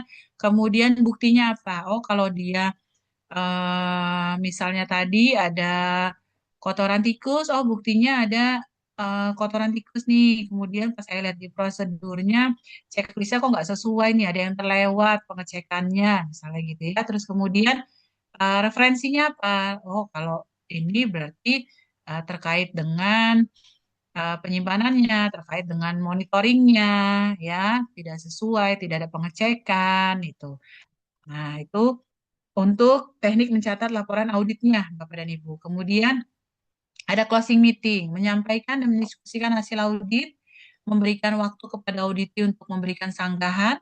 Kemudian kalau sepakat, auditor meminta persetujuan audit, laporan audit internal disampaikan ke pihak yang bertanggung jawab. Nah, biasanya ada tanda tangannya tuh Bapak dan Ibu nanti ya di laporan auditnya, siapa auditinya, siapa auditornya ya. Nah, ini contoh laporan audit Bapak dan Ibu. Ini contoh dari kami ya. Kalau misalnya Bapak dan Ibu nanti punya contoh bentuk laporan audit sendiri, nah itu boleh silakan Bapak dan Ibu pakai ya. Nggak perlu lagi nih, oh ini laporan audit untuk halal, oh ini laporan audit untuk si sistem mutu, oh ini laporan audit untuk keamanan pangan. Nah, boleh pakai yang sudah ada, yang sudah biasa dijalankan di tempat Bapak dan Ibu, itu boleh digunakan ya. Nah, kalau kami di sini, contohnya seperti ini nih, ada nomor dokumen, ada auditor internalnya, tanggal auditnya, kemudian ada auditinya, ada jabatan, kemudian di sini ada sumber. Kenapa dikasih sumber? Jadi form ini Bapak dan Ibu bisa digunakan untuk yang lain. Tidak hanya internal audit halal nih, misalnya Bapak dan Ibu punya HACCP, misalnya internal audit HACCP, internal audit GMP. Nah ya, terus kemudian keluhan pelanggan. Kalau selama ini misalnya keluhan pelanggan pakai logbook misalnya ya Bapak dan Ibu pakai email aja ya bukti tertulisnya. Nah sekarang boleh nih dipakai laporan ini. Nanti tulis nih masalahnya apa nih, pelanggannya keluhannya apa.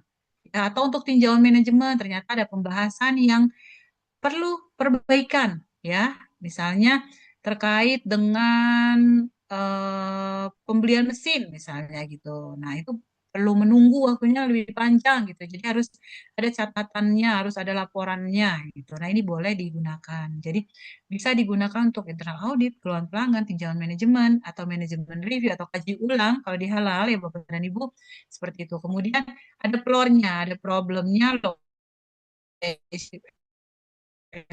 evidence, ada reference, ada nama auditornya, ada nama auditinya. Dan Ibu punya tempat sendiri nanti kalau OJT boleh pakai misalnya Bapak dan Ibu sesuaikan dengan yang di tempat OJT. Nah, tapi untuk yang OJT kita gunakan template yang ada di OJT, berarti pakai yang format ini ya Bapak dan Ibu. Nanti boleh dituliskan sama Bapak dan Ibu dalam bentuk format yang seperti ini. Oh ya. Oke, Bapak dan Ibu, sampai di sini ada yang ingin ditanyakan terkait dengan audit. Silakan, boleh raise hand, Bapak dan Ibu. Izin Eh, Bu bertanya boleh dengan Bu siapa? dengan Bu Salma Bu. Bu Salma, oke, boleh. Eh, Bu mau bertanya terkait teknis pelaksanaan audit halal gitu ya Bu ya. Jadi kalau dari penjelasan tadi yang saya tangkap ketika kita ada finding di lapangan saat onsite itu langsung kita identifikasi dengan departemen terkait, kemudian langsung ditentukan tindakan perbaikannya gitu, Pak. Bu, apakah memang itu harus on the spot ditentukan ataukah memang ada kita kasih jeda waktu atau due date gitu untuk menentukan correction atau corrective actionnya gitu. Jadi si usernya atau si pemilik departemen dia punya waktu buat melakukan identifikasi ataupun mungkin ini gitu Bu, root cause-nya di mana gitu. Itu kira-kira gimana ya Bu ya? Iya, biasanya kalau yang bisa langsung di closing di situ, kayak misalnya tadi ya Bu Salma ya, misalnya ada sawang-sawang nih bisa langsung dihilangin gitu ya, atau tadi kotoran tikusnya bisa langsung dibersihin gitu ya. Tapi untuk penyelesaian, untuk perbaikannya biasanya mereka tetap butuh waktu ya Bu Salma ya. Misalnya mereka kan harus mengecek dulu nih kesalahannya di mana ya, kok bisa ada kotoran tikus, banyak sawang-sawang gitu ya. Nah itu tetap butuh dudet Bu Salma. Jadi ada dudetnya kira-kira oh kalau terkait ini sih saya bisa selesaiin dalam waktu 3 hari misalnya gitu ya. Atau ternyata karena butuh vendor ya, butuh harus cari vendor yang tadinya di maintenance sendiri, perbaikannya harus butuh vendor, berarti lebih lama nih waktunya, misal 2 minggu karena harus cari vendor. Jadi tetap harus ada duitnya sih, Bu Selma. Kalau yang bisa di close di saat itu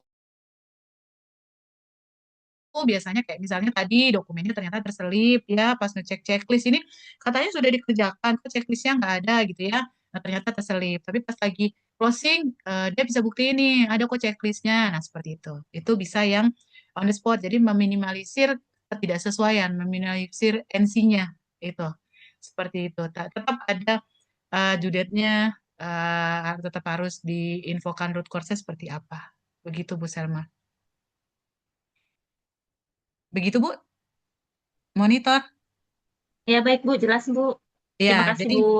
sama-sama. Jadi kita tetap harus ada judetnya, penyelesaiannya berapa lama, karena eh, mesti di menurut saya berarti kita ada ventilasi yang ternyata kenapa ada pintunya selalu kebuka, ya, atau ternyata pas masuk ke gudang ada kok banyak lalat. Nah, ternyata kalau pintunya dibuka terus, hamanya pada masuk nih. Ya, penanganannya nanti seperti apa? Oh, perlu plastik kerten. Nah, kalau beli plastik kerten berarti kan butuh waktu. Jadi butuh perbaikan nih berapa lama nih. Nanti karena kalau pembelian, oh harus beli plastik kerten, harus perbaikan pintu yang ketika dibuka bisa langsung nutup gitu ya. Nah, itu butuh proses untuk PO misalnya. Itu jadi tetap harus ada due date-nya. Ada dia rencana tanggal penyelesaiannya itu kapan. Seperti itu. Bu, izin tanya, Bu. Boleh, silakan Bu siapa? Bu Dewi Nepianti. Itu kan Bu, audit internal kan bisa menemukan ada kejanggalan gitu, kayak yang tadi misalnya kotoran. Hmm. Nah, kalau misalnya kita itu boleh nggak kasih jeda waktu untuk mereka menyelesaikan? Karena kalau nggak dikasih jeda, terkadang mereka molor waktu gitu, Bu. Jadi closing untuk auditnya itu jadi terhambat, jadi lama gitu, Bu. Memang harus ada jeda waktu untuk perbaikan Bu Dewi. Jadi kayak tadi seperti Bu Selma tadi. Jadi dia misalnya selesaikan seminggu, selesaikan 3 hari. Kalau misalnya temuannya cuma SOP, oh SOP mah bisa 3 hari selesai, SOP dibuat, kemudian disosialisasiin 3 hari selesai. Nah, tapi jeda waktunya untuk penyelesaiannya gitu. Kalau misalnya dia selesaikan di hari itu, biasanya sih nggak keburu ya, Bapak dan Ibu. Kalau misalnya oh, harus revisi SOP dan sebagainya, nggak keburu tuh, ya. Tapi bisa aja, misalnya biasanya nih kejadiannya kalau auditor eksternal nih, misalnya datang ya, oh ini ternyata SOP-nya harus ada penambahan kalimat ini misalnya gitu, karena belum sesuai. Nah, kalau misalnya bisa direvisi hari itu, bisa tunjukkan ke auditor hari itu juga, itu bisa di-close. Itu. Jadi sesuaikan dengan ketidaksesuaiannya, sesuaikan dengan NC-nya.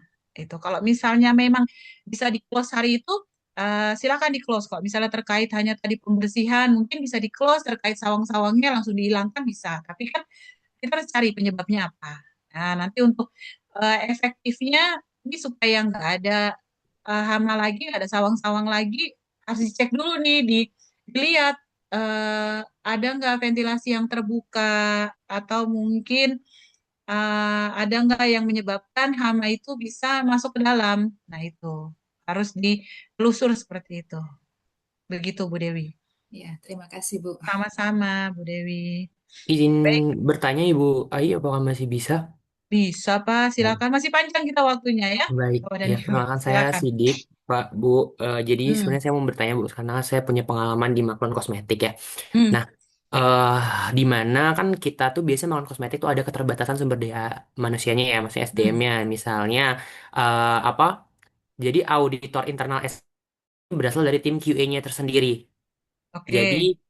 selain sebagai auditor, dia juga terlibat sebagai yang menyusun prosedur SPJPH nih, atau sebagai penyelia halalnya juga. Tapi dia as a QA juga nih Bu. Hmm. Nah, dari situ kan maksudnya kita bisa lihat ya, maksudnya kayak kalau dari pandangan Ibu ya ini ingin saya tanyakan, menurut Ibu apakah si audit ini akan tetap dalam kondisi yang bisa dikatakan objektif karena dipegang sama satu orang yang menyusun dengan satu hal yang sama, lalu dia mengaudit diri dia sendiri atau seperti apa? Terus eh jika perusahaannya memang ternyata SDM-nya kurang nih, Hmm. terus cara yang paling objektif untuk menjaga audit internal ini lebih objektif dari, maksudnya kan karena mungkin ada konflik of interest dan lain-lain ya, itu seperti apa ya Bu? Karena mungkin mungkin aku nggak tahu ya, cuman kalau di beberapa case ada yang SDM-nya tuh kurang, jadi memang penyelia halalnya bertindak sebagai QA juga, regulatory juga, jadi kayak beberapa scope Iya, dipegang dalam iya. satu orang gitu loh. Benar, benar. Iya, iya, iya. Ya, biasanya kejadiannya sih banyak yang begitu ya, Pak ya. Jadi dia eh gini, jadi dia QA-nya, terus kemudian dia penyeliannya gitu ya, Pak ya. Pas ngaudit, SDM-nya memang kurang gitu. Tapi kita pastikan lagi job desk-nya ya Bapak dan Ibu. Jadi job desk itu tidak hanya dilihat dari divisinya, tapi dari si personnya itu dia memang bertanggung jawab atas pekerjaan yang mana gitu. Misalnya dia job desk-nya di bagian pengiriman. Ketika kita mau nanya ke gudang, kita bisa tanya tuh sama yang bagian pengiriman. Kalau misalnya biasanya memang yang terjadi adalah gini Pak Sidik, timnya itu ya misalnya timnya 5 orang nih ya ya dia internal auditornya ya dia PIC-nya tuh jadi nanti cuma tuker-tukeran doang Bapak dan Ibu biasanya yang terjadi adalah seperti itu ya karena biasanya orang yang berkompeten untuk tim itu adalah memang nggak semua karyawan ya jadi orang pilihan yang memang dia kompeten di situ gitu loh jadi nanti ketika kita ngaudit si A nanti ada posisi kebalik. Kita jadi auditinya, dia jadi auditornya. Nah, seperti itu. Nah, di sini dilihat profesionalitasnya kita, Bapak dan Ibu. Ya, ketika kita mau ngaudit, kita job desk-nya apa, gitu ya. Walaupun nanti, oh si pembuat dokumennya adalah si QA, ya. Tapi nanti ketika berarti yang buatnya dokumen itu si QA, berarti ketika nanti mau nanyakan terkait dengan QA, terkait dengan manualnya, boleh ditanyakan sama yang bagian lain. Misalnya dia bagian dari purchasing, itu boleh tuh nanya ke si QA-nya. Nah, sama halnya kayak Bapak dan Ibu kalau misalnya di UMKM kan orangnya cuma dua, misalnya cuma suami istri misalnya gitu ya.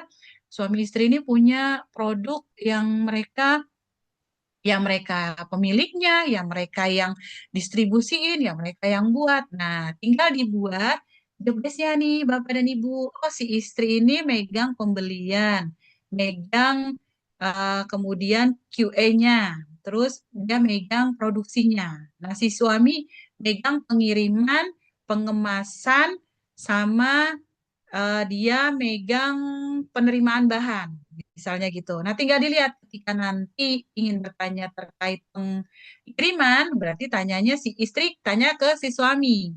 Nah, atau nanti si suami kalau mau nanya terkait dengan pembelian, berarti dia akan nanya ke si istri. Jadi perlu dibuatkan dulu job desk-nya tuh kasih di biasanya kalau di mutu sama keamanan pangan dia lengkap tuh SK timnya bawahnya ada job desk-nya kemudian oh dia udah berapa lama nih di jabatan tersebut misalnya dia orang produksi oh dia udah 10 tahun oh di purchasing dia udah 5 tahun nah itu lengkap tuh kalau kita mau ngadop sistem 9001 ya Bapak dan Ibu biasanya lengkap dia ada masa aktif di situ tuh udah berapa lama terus kemudian dijabarin nih, oh si purchasing tugas tanggung jawabnya ini, oh si QA ini, oh si auditor ini tugas tanggung jawabnya ini. Nah itu lengkap. Biasanya kita cara mengukurnya seperti itu. Karena saya juga pengalaman dulu saya di manufacturer itu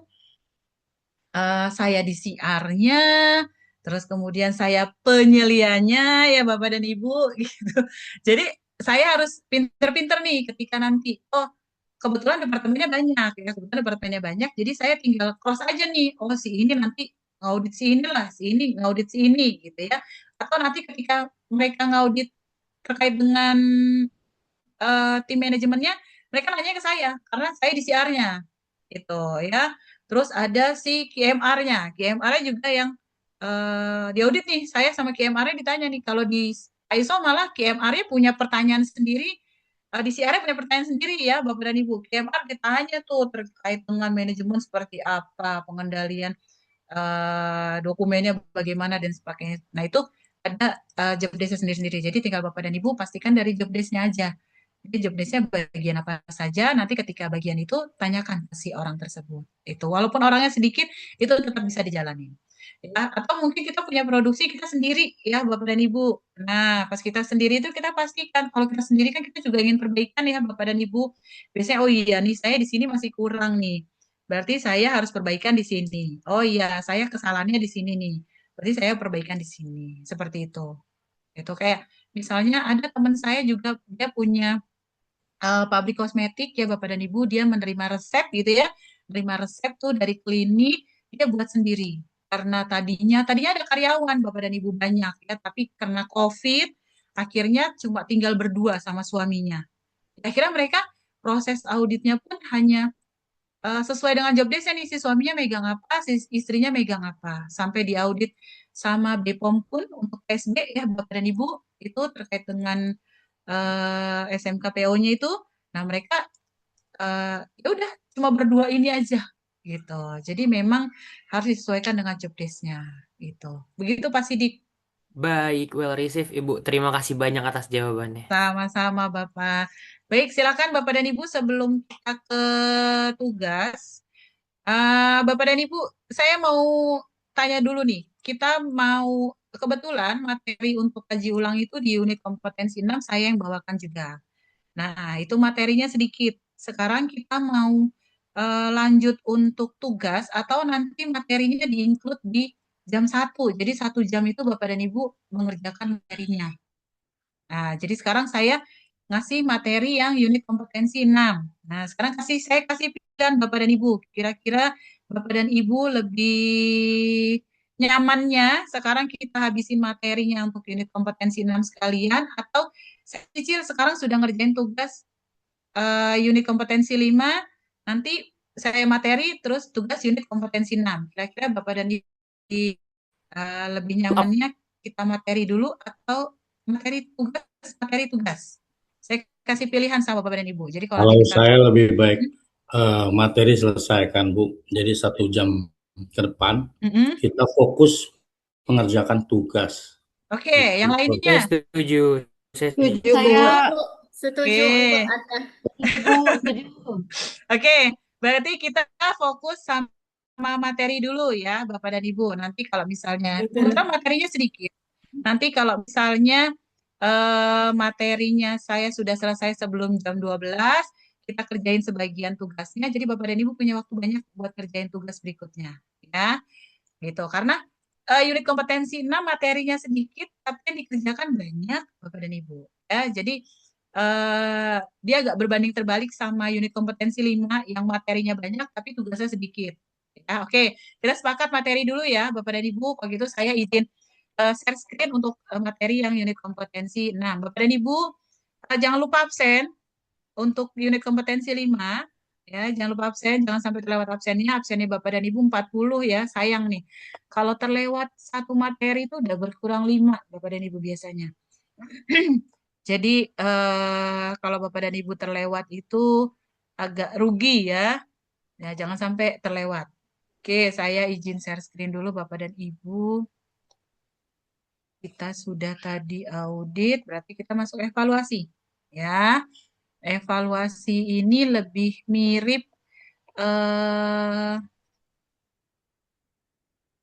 kayak manajemen review ya Bapak dan Ibu. Jadi tinjauan manajemen review itu di bahasanya kalau di halal itu kaji ulang.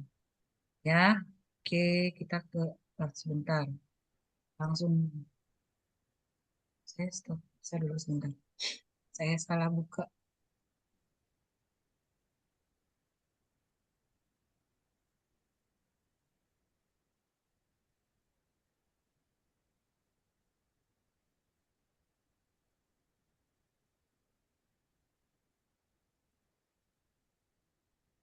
Oke, sebentar. Bapak dan Ibu boleh kalau masih ada yang ingin ditanyakan ya, silakan.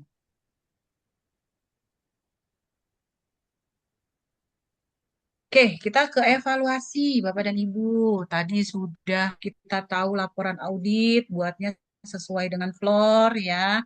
Nah, kita sekarang masuk evaluasi. Ini ada di unit kompetensi yang ke-6.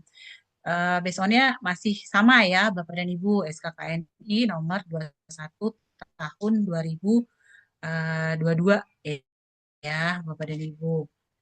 Ini Tujuannya apa ya? Tujuan pelatihan di sini untuk yang unit kompetensi 6 berdasarkan SKKNI itu menyusun laporan ketidaksesuaian. Jadi Bapak dan Ibu punya pengetahuan, keterampilan, sikap dalam menyusun laporan ketidaksesuaian dan melakukan evaluasi tindak lanjut perbaikan hasil audit internal. Nah, kita mengacu sama 5 kriteria ya, komitmen, bahan, kemudian PPH, produk, kemudian pemantauan dan evaluasi. Nah, berdasarkan SKK ini ada elemen kompetensinya, KUK-nya. Diingat juga nih Bapak dan Ibu ya. Nanti kalau Bapak dan Ibu uji kompetensi ya, kalau misalnya asesor yang tanya, coba elemen kompetensinya untuk unit kompetensi yang ke-6. Nah, ada 2, Pak, gitu ya. Evaluasi tindak lanjut perbaikan hasil audit internal, kemudian mendokumentasikan hasil audit internal. Nah, rencana tindakan perbaikan dan pencegahan. Kalau tadi sampai dengan floor-nya, jadi hanya sampai temuannya ada buktinya, selesai, referensi, ya. Nah, kalau dievaluasi ini kita cari apa root cause-nya, ya. Ada akar penyebabnya, korektifnya seperti apa, preventifnya bagaimana. Nah, itu untuk menjaga agar jangan sampai terulang lagi, ya, Bapak dan Ibu. Kayak misalnya kalau di mutu atau keamanan pangan, kalau sampai terulang lagi, berarti kan tidak efektif ya, Bapak dan Ibu. Biasanya yang tadinya minor berubah jadi major, atau yang tadinya major jadi critical major, ya, jadi naik tuh, ya, levelnya. Yang tadinya temuannya minor jadi major, ya. Atau misalnya ternyata temuannya ketika sudah dilakukan perbaikan, sudah dilakukan pencegahan, kok keulang lagi, ya?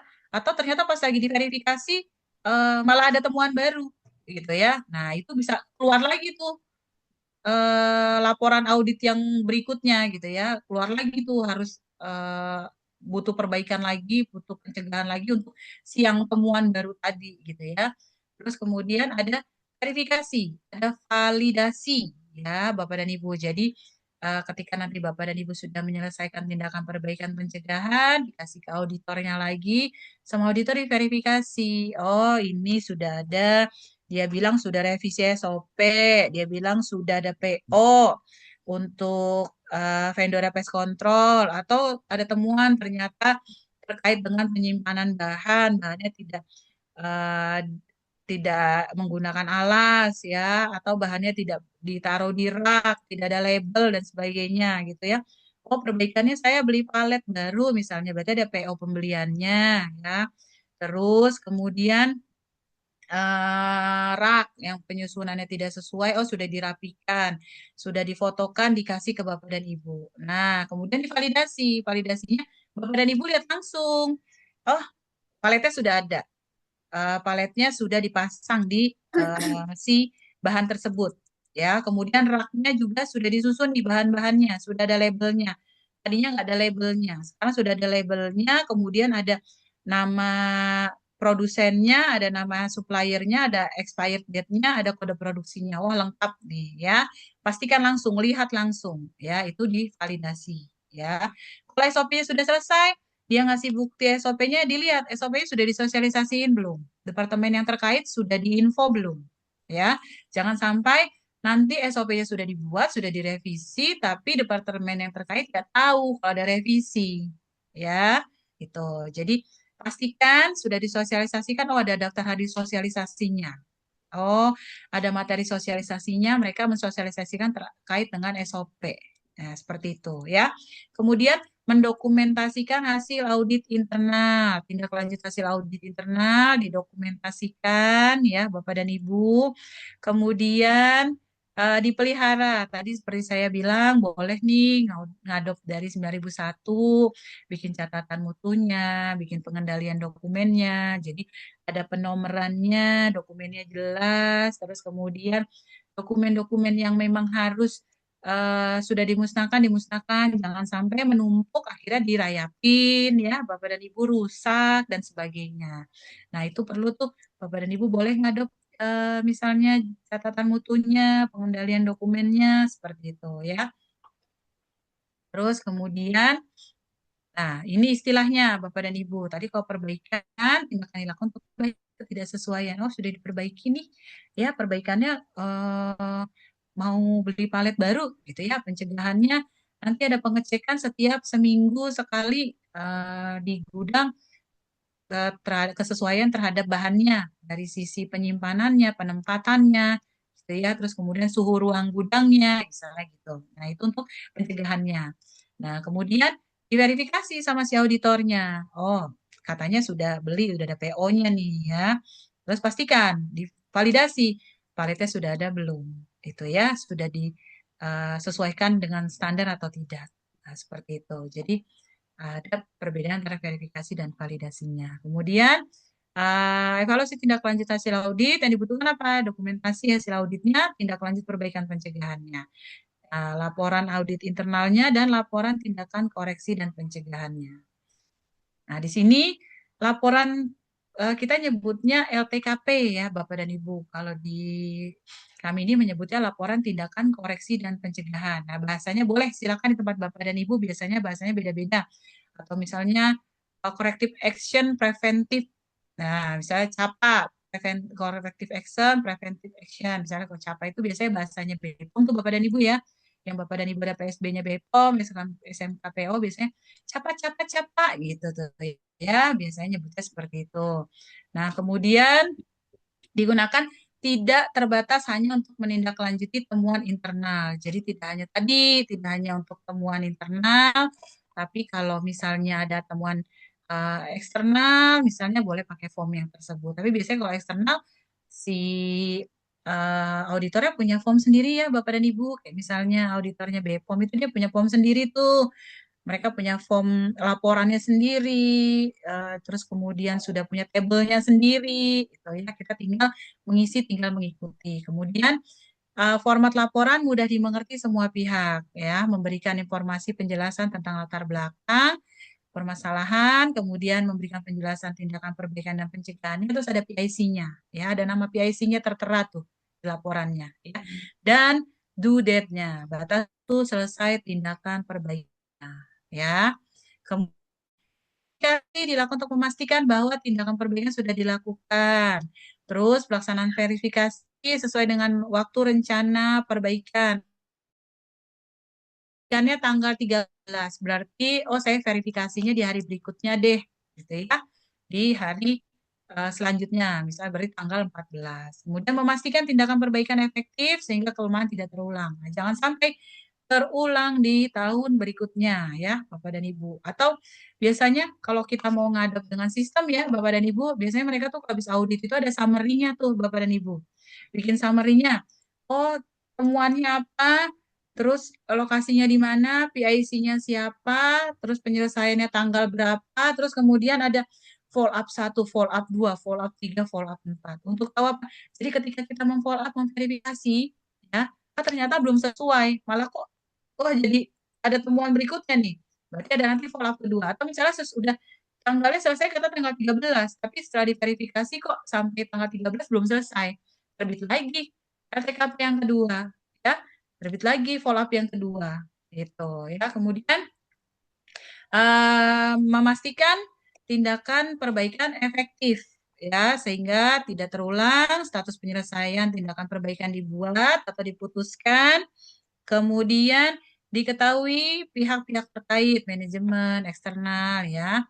Terus kemudian memberikan kesimpulan umum, saran perbaikan dan pencegahan dan tren analisis ketidaksesuaian, tindakan perbaikan yang efektif dapat dijadikan sebagai standar baru dalam bentuk form atau prosedur ya. Misalnya ternyata temuannya belum ada prosedur ya Bapak dan Ibu, jadi dibuatkan prosedur. Atau temuannya ternyata ada prosedurnya, ada work instruction-nya, tapi kayaknya harus dibuatkan standar nih, misalnya gitu ya. Gitu. Kemudian laporan tindakan koreksi dan pencegahan harus didokumentasikan, disampaikan ke semua pihak yang berkepentingan. Terus kemudian kesimpulan laporan audit dan tindakan perbaikan dibahas dalam kaji ulang. Nah, kaji ulang, nah ini untuk LTKP nih Bapak dan Ibu, tadi laporannya sampai referensi, ya, sampai referensi sini nih, ada nama auditornya, ada nama auditinya. Nah, kalau evaluasi, berarti kita cari nih akar penyebabnya, tindakan perbaikannya, pencegahannya bagaimana, terus tanggal penyelesaiannya, ya, Bapak dan Ibu. Kemudian verifikasinya tanggal berapa, ya. Terus komentarnya apa nih si auditor nih? Sudah bisa menutup belum nih si perbaikan dan pencegahan ini, ya? Kalau sudah bisa menutup, dia bisa di close, ya. Di sini ada auditornya, ada si penyelianya, ada si auditinya, ya.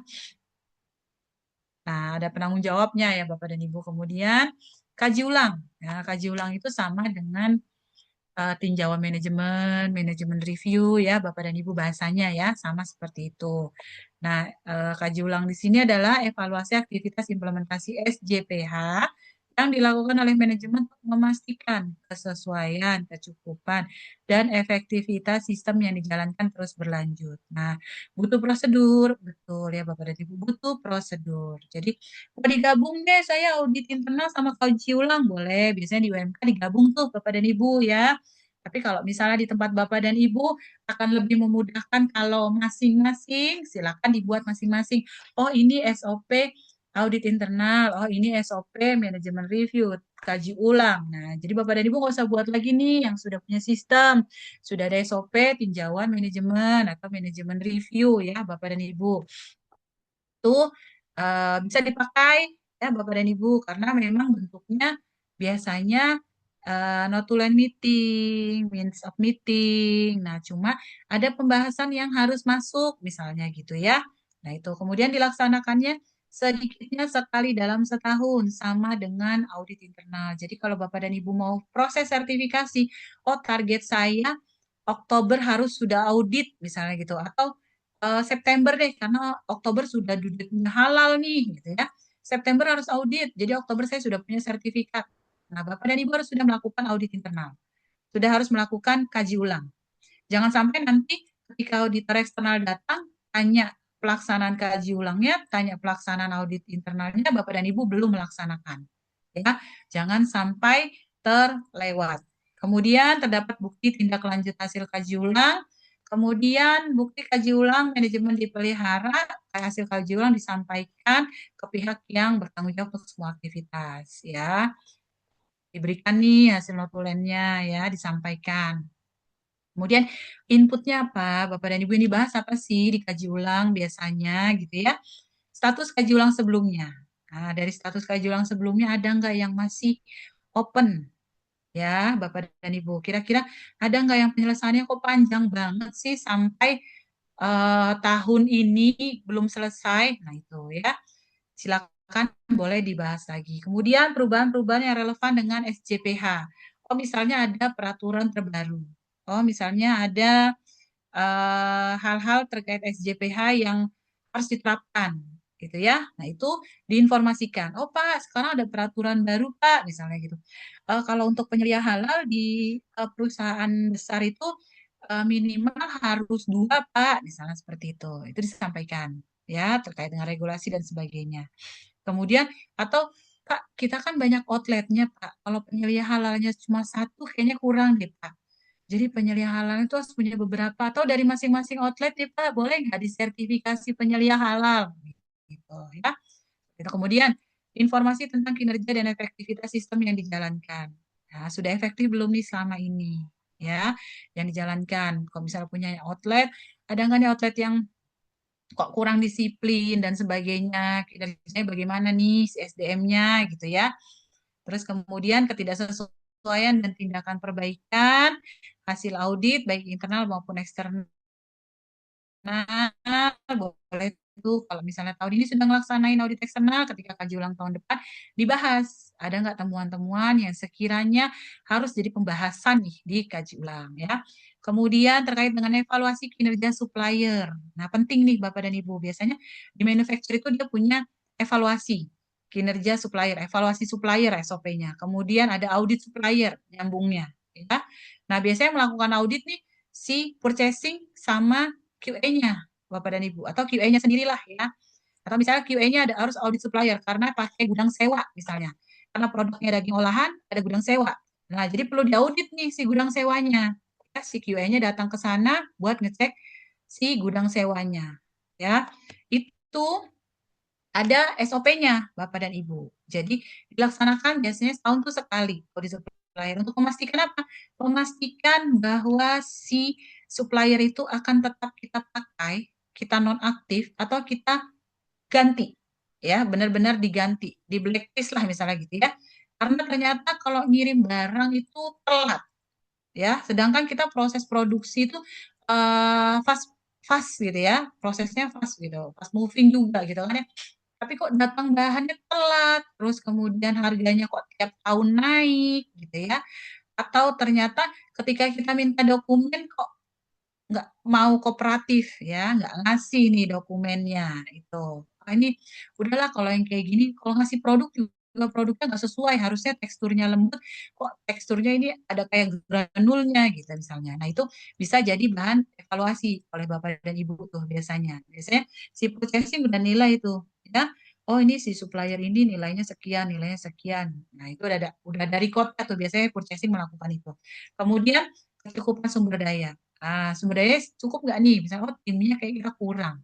Kalau tim halal cuma 5, nggak mengcover nih semua departemen. Karena departemennya ternyata banyak, misalnya 12.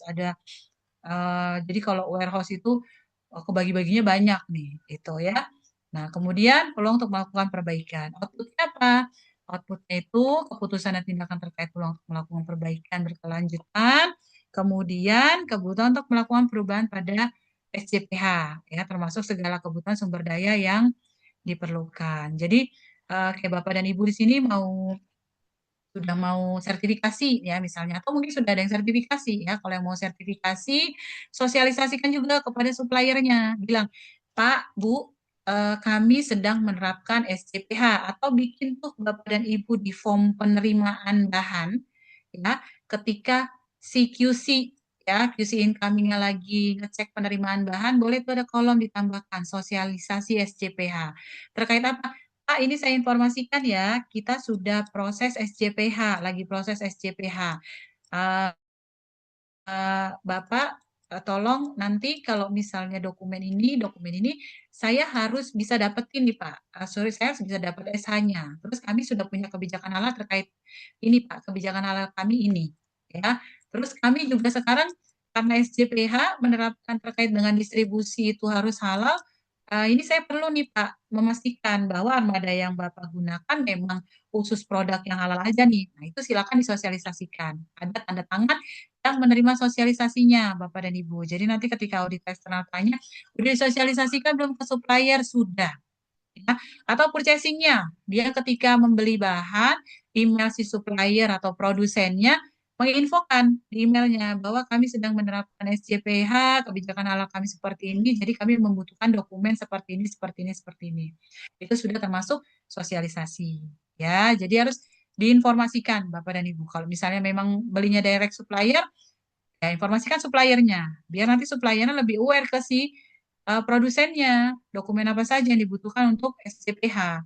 Ya, lebih mudah kalau misalnya Bapak dan Ibu belinya direct produsen, bisa langsung minta tuh dokumennya. Oh, saya minta dokumen terkait statement letter, bahwa animal free, bahwa statement alkohol free, misalnya gitu. Terus kemudian atau Bapak dan Ibu punya kuesioner, Pak, Bu, tolong isi kuesioner ini karena kami sedang menerapkan SCPH. Buat kami tahu bahwa produk yang Bapak kirimkan ke kami adalah produk yang terjamin kehalalannya. Gitu ya. Nah, seperti itu. Kemudian,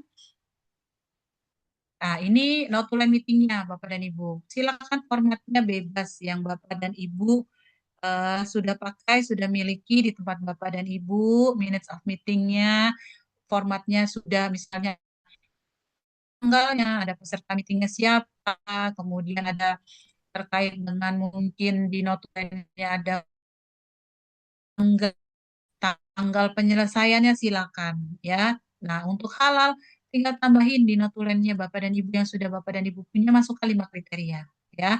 Ini jadi pembahasan pada saat kaji ulang. Oh, kalau misalnya terkait bahan, Pak kemarin kita punya supplier eh, ternyata belum masuk dalam daftar bahan, tapi sempat kebeli, Pak. Gitu. Nah, ini gimana, Pak, keputusannya? Gitu ya. Itu dibahas. Terus atau misalnya terkait dengan tadi, terkait dengan tes kontrolnya. Pak, kemarin ternyata kita ada temuan. Kalau kita maintenance sendiri itu kita loss, Pak. ternyata hamanya tetap masuk gitu ya. Terus atau kalau misalnya kita gunakan sesuai yang biasa, kayaknya kurang efektif, Pak. Jadi perlu third party nih, perlu vendor dari luar untuk penanganan hamanya. Kalau dari vendor dari luar, udah si vendornya yang akan memikirkan caranya, kemudian menanganinya seperti apa, kemudian laporannya rutin, biasanya tuh 2 minggu sekali tuh dikirimkan Bapak dan Ibu, ya. Atau juga terkait misalnya komitmen dan tanggung jawab. Pak, kita punya schedule, kita mau nerapin training internal tiap tahun terkait dengan SJPH. Nah, kita schedule kan nih Pak, semua termasuk manajemen dan operator harus ikut training. Nah, ini kita sudah bagi Pak trainingnya. Di tanggal sekian sampai tanggal sekian. Oh, di hari pertama nanti operator, hari kedua misalnya departemen CQC ya. Itu karena QC juga ada QC incoming ya, ada QC in process, ada QC outgoing ya. Terus kemudian yang terakhir untuk supervisornya Pak. Supervisor juga perlu disosialisasikan nih. Kita sudah buatkan jadwalnya, sudah ada penilaiannya dari HRD terkait dengan kompetensinya, ya. Sudah nanti dia masih dasar atau sudah kompeten, ya. Terus kemudian misalnya terkait dengan audit, ya Pak, kita sudah melaksanain audit nih internal karena kita nanti mau persiapan di audit eksternal di bulan September. Jadi kita sudah harus ngejalanin nih Pak, nanti kira-kira 2 minggu lagi mau ada audit internal sama kaji ulang. Mohon waktu dan kesediaannya Pak untuk proses tersebut gitu. Nanti saya minta waktunya untuk yang menjadi tim dan auditi, misalnya seperti itu. Nah, itu dibahas dalam kaji ulang ya Bapak dan Ibu. Jadi pastikan hal-hal yang terkait dengan SJPH juga dibahas. Mau digabung dengan tinjauan manajemen sambil rapat tinjauan manajemen boleh. Mau setahun 2 kali, oh bareng deh tinjauan manajemen di kita setahun 2 kali itu boleh. Karena biasanya kalau di sistem ya Bapak dan Ibu, manajemen review itu ada sertifikatnya ya. Ya, setahu saya itu manajemen review itu ada sertifikatnya. Saya dulu sempat ikut juga. Jadi, saya tuh punya sertifikat internal auditor, punya sertifikat manajemen review, ya Bapak dan Ibu. Untuk manajemen review aja ada sertifikatnya Bapak dan Ibu. Ya, Pak isinya cuma rapat gitu ya, tapi dibahas itu. Jadi ketika rapat itu kita jadi bagian di rapat tersebut karena nggak semua personil bisa ikut di manajemen review ya Bapak dan Ibu. Jadi biasanya yang intinya saja, PIC-PIC-nya saja. Nah, nanti baru disampaikan ke yang lain. Seperti itu, ya. Oke, Bapak dan Ibu, sampai di sini ada yang ingin ditanyakan, Bapak dan Ibu. Ini Bapak dan Ibu di sini produknya tidak hanya makanan minuman kan ya? Di sini ada yang kosmetik, barang gunaan, ya, atau ada yang kimia juga nih. Ya, Bapak dan Ibu. Soalnya di grup saya itu ada yang kimia ya, kalau nggak salah. Itu. Saya, Bu. Iya ya Pak ya, kimia ya Pak. Pak. Iya, Udah Bu, eh, kimia. Iya, berarti ada prosedur itu dong Pak. Prosedur penanganan bahan kimia ya Pak. Kalau misalnya terkontaminasi dan sebagainya kan misalnya Bapak dan Ibu, kalau gini, Bapak dan Ibu sudah punya Bapak dan Ibu di sini yang sudah registrasi BPOM mungkin ya. Biasanya itu lengkap. Mereka minta kayak SOP recall, SOP withdrawal-nya, terus kemudian ada telusur traceability-nya, kemudian ada penanganan bahan kimia, misalnya dia kalau ketumpahan bahan kimia seperti apa produknya, terus kemudian tanggap darurat ya Bapak dan Ibu. Nah, itu juga penting tuh kalau misalnya terjadi kebakaran, terus terjadi kontaminasi kalau di halal, dia terkontaminasi dengan bahan yang non halal gitu ya. Terus kemudian terjadi mati listrik lagi produksi ya, atau terjadi pada saat produksi ada kecelakaan kerja. Nah, itu penanganan produknya seperti apa. Nah, nanti larinya ke traceability tuh Bapak dan Ibu ya, atau nanti produknya rusak, produknya terkontaminasi, bikin sakit, terus ditarik dari pasaran. Nah, itu produk recall-nya jalan tuh, traceability recall-nya jalan. Seperti Bapak dan Ibu, kalau di keamanan pangan kan ada simulasi ya, Bapak dan Ibu ada simulasi nih untuk produk ini dicek mulai dari penerimaan bahan sampai si produk jadinya seperti apa. Nah, simulasinya biasanya cuma 2 jam. Oh, telusur nih Bapak dan Ibu, ya ini supplier ini stoknya tinggal segini. Nah, kalau yang Bapak dan Ibu perusahaan mungkin sudah punya sistem SAP ya. Nah, itu gampang tuh telusurnya, tinggal klik nama bahannya keluar semua datanya, ya. Tapi kalau nggak punya sistem manual, Bapak dan Ibu, itu nyari satu-satu, ya. Tiap tiap dokumen penerimaan itu dicek satu-satu, terus si bahan ini dicek satu-satu. Nah, itu ngabisin waktu tuh Bapak dan Ibu. Kalau dulu saya pernah ngalamin, saya di manufacturer yang kena audit untuk 0 point. Jadi jangan sampai ada temuan satu aja temuan. Ya, kalau sampai ketemu satu aja kritikal, itu auditnya harus diulang. Itu. Jadi mengalami tuh yang namanya, oh, lagi audit sertifikasi. Ternyata manajer R&D-nya ketika suruh menghitung eritrosin salah hitung. Nah, sertifikatnya nggak jadi terbit, harus audit lagi, Bapak dan Ibu. Wah, itu pengalaman ya, Bapak dan Ibu. Jadi pastikan ketika mau audit, pastikan siapkan tim yang kompeten, Bapak dan Ibu. Pemilihan tim, jangan sembarangan memilih tim, ya. Pastikan tim-tim yang kompeten, yang memahami.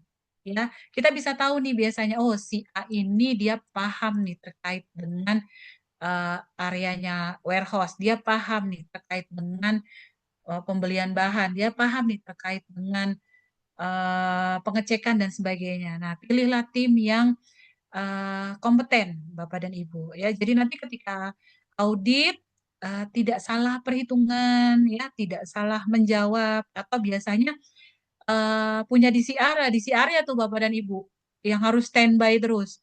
Nanti tinggal, oh terkait dengan divisinya si QA, nanti QA-nya baru datang. Oh terkait dengan divisinya R&D-nya baru datang. Gitu. Dan pastikan bahan yang Bapak Ibu miliki semua terdaftar di daftar bahan halal.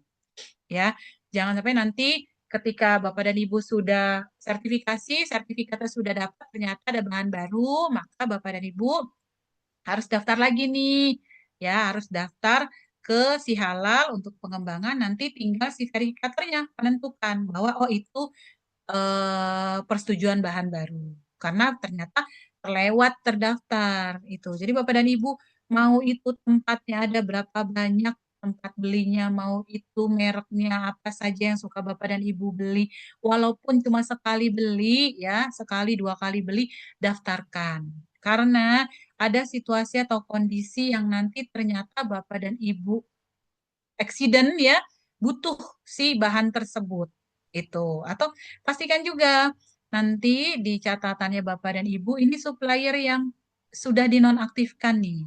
Tapi yang suatu saat mungkin akan kita pakai lagi. Nah, itu cukup ditulis nonaktif saja Bapak dan Ibu. Ya, jangan langsung di blacklist. Barangkali Bapak dan Ibu butuh lagi nih si supplier tersebut. Itu, ya. Jadi pastikan Bapak dan Ibu dokumen yang Bapak dan Ibu miliki lengkap. Ya, jadi nanti ketika audit dokumen tersebut ada, ya.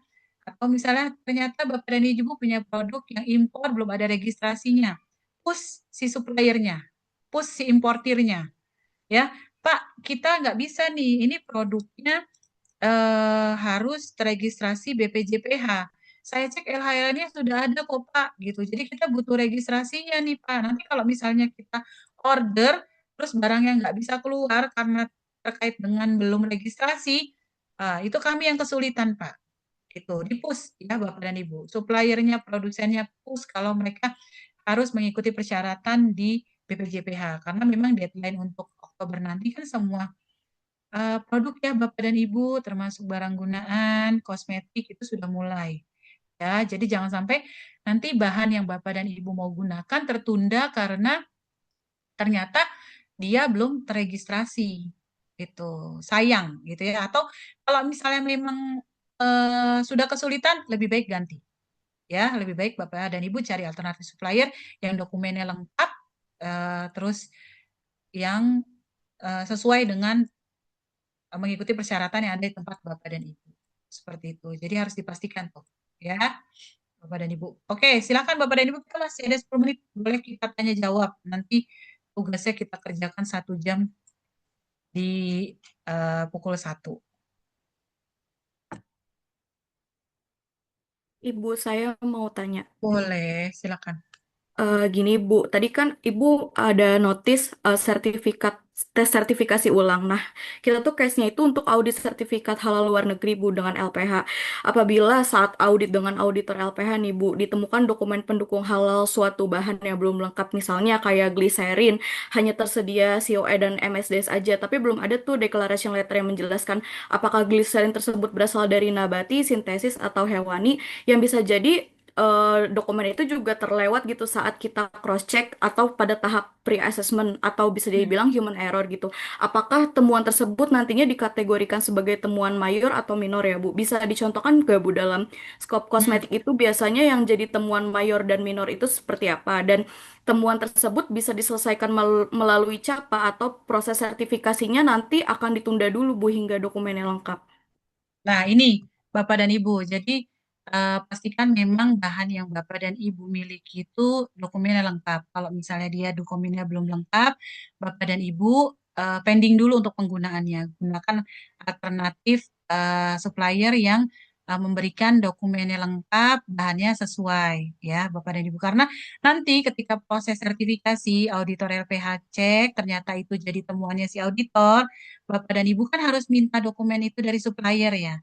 Nah, ternyata butuh waktu lama. Biasanya kita kadang kesulitan adalah Bapak dan Ibu, supplier itu ngasih dokumen ke kita itu bisa lama sekali. Ya, bisa sebulan kadang ya, 2 bulan. Karena kalau kita beli dari supplier itu kan mereka kita nggak direct produsen ya, Bapak dan Ibu. Mereka harus minta lagi sama si produsennya, gitu kan? Nah, kalau misalnya si produsennya itu ternyata bahan yang harus tersertifikasi, harus terregistrasi, gitu kan? Nah, si supplier ini kadang kesulitan minta, gitu. Nah, jadi pastikan Bapak dan Ibu ketika mau memang mendaftarkan sertifikasi itu minimal ya Bapak dan Ibu, minimal dokumen yang harus Bapak dan Ibu miliki adalah ingredientnya atau speknya, kemudian flowchart-nya ya, kemudian COA-nya itu ya. Itu yang inti Bapak dan Ibu harus miliki minimal 3 ini. Ya.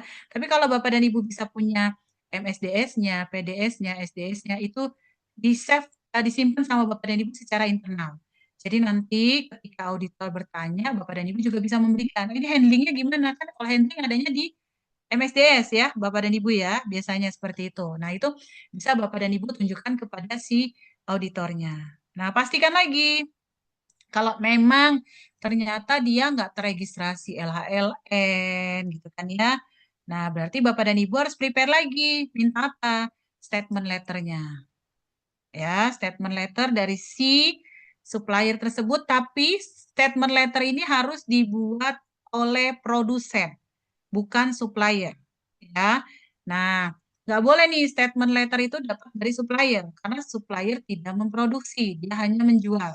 Ya, Bapak dan Ibu. Jadi harus statement letter dari si produsennya bahwa oh ini dia animal free, dia terbuatnya dari nabati misalnya gitu, ya. Terus Bapak dan Ibu siapkan lagi apa? Kuesioner untuk diisi si produsen bahwa dia alkohol free dan animal free. Itu. Ya, jadi pastikan Bapak dan Ibu siapkan lagi 2 dokumen ini jika memang ternyata LHLN-nya bukan yang diakui. Ya, tapi untuk Bapak dan Ibu lebih memudahkan agar proses halalnya lebih cepat, nah, Bapak dan Ibu pastikan supplier bahan yang Bapak dan Ibu gunakan kalau memang dia ada di KMA dan memang sudah harus teregistrasi BPJPH, pastikan Bapak dan Ibu itu sudah teregistrasi. Jadi nanti prosesnya akan lebih mudah ya Bapak dan Ibu. Karena kan kalau sekarang si halal Bapak dan Ibu tidak bisa memenuhi dokumen dalam waktu 2 hari ya, itu kan ke-cancel Bapak dan Ibu. Itu Bapak dan Ibu harus daftar lagi. Itu. Jadi pastikan sebelum mendaftar kompletin dulu Bapak dan Ibu nih sambil nunggu sertifikat penyelia halal Bapak dan Ibu terbit sebagai salah satu persyaratan, kompletin lagi tuh dokumen-dokumennya, apalagi dokumen supplier. Kalau dokumen dokumentasi SOP, prosedur yang Bapak dan Ibu miliki, WI yang Bapak dan Ibu miliki, itu Bapak dan Ibu bisa buat. Ya. Tapi kalau dokumen dari supplier, dari produsen, itu kan harus menunggu mereka ya, Bapak dan Ibu. Nah, itu Bapak dan Ibu akan kesulitan. Nah, bisa bacanya juga dari mana? Dari flowchart-nya biasanya Bapak dan Ibu. Di flowchart-nya kan ada tuh ya, misalnya, oh dia ada penambahan enzim, misalnya gitu ya, atau ada proses yang ternyata prosesnya harus menggunakan bahan yang lain, misalnya seperti itu. Nah, itu biasanya kelihatan tuh dari flowchart-nya. Nah, Bapak dan Ibu boleh dipahami flowchart-nya nanti dilihat. Atau kadang di ingredient juga kelihatan tuh Bapak dan Ibu, oh ini ada bahannya, oh dia ada maltodextrin nih misalnya gitu. Nah, maltodextrin harus halal nih gitu. Ya. Atau misalnya kalau kosmetik kan banyaknya kimia ya, Bu Alifa ya. Nah, Bu Alifa harus Iya, betul, Bu. lihat tuh cas number-nya. Cas number-nya sama inci name-nya. Dia kalau misalnya ada di 1360 kan nggak perlu dokumen apapun. Ya, jadi pastikan dia ada di KMA yang mana? KMA yang 748, 1360 atau di KMA yang 944. Misalnya kalau biasanya kosmetik itu saya dulu pernah ngurusin, saya pernah bantu itu fragrance ya, kemudian pewarna rambut. Bapak dan Ibu pastikan cas number engine name-nya si produk kimianya itu ada di 1360. Jadi kita nggak perlu pusing minta dokumennya karena sudah positif list. Nah, enak tuh, gampang. Oh, udah ada di 1360, udah nggak usah minta dokumennya. Itu, seperti itu. Jadi Bapak dan Ibu perhatikan lagi kalau kayak kosmetik atau barang gunaan mungkin pakai bahan-bahan kimia dan sebagainya. Perhatikan insi name-nya, nama lainnya, terus case number-nya. Kalau ada di 1360 itu sudah bebas. Tapi kalau ternyata set masuk di 748, nah itu wajib SH. Ya, wajib harus. Kalau sampai nggak ada SH, nggak usah pakai dulu suppliernya. Nggak usah pakai dulu produsennya, cari yang sama. Memang butuh waktu sih ya Bapak dan Ibu untuk kita bikin produk itu bahan itu bisa matching sama si produk sama kita yang mau kita buat itu butuh waktu. Biasanya kita perlu trial dulu ya.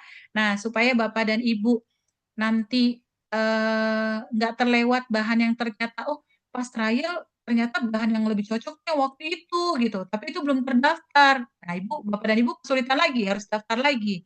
Nah, lebih baik walaupun itu trial ya, masukkan aja ke dalam daftar bahan Bapak dan Ibu.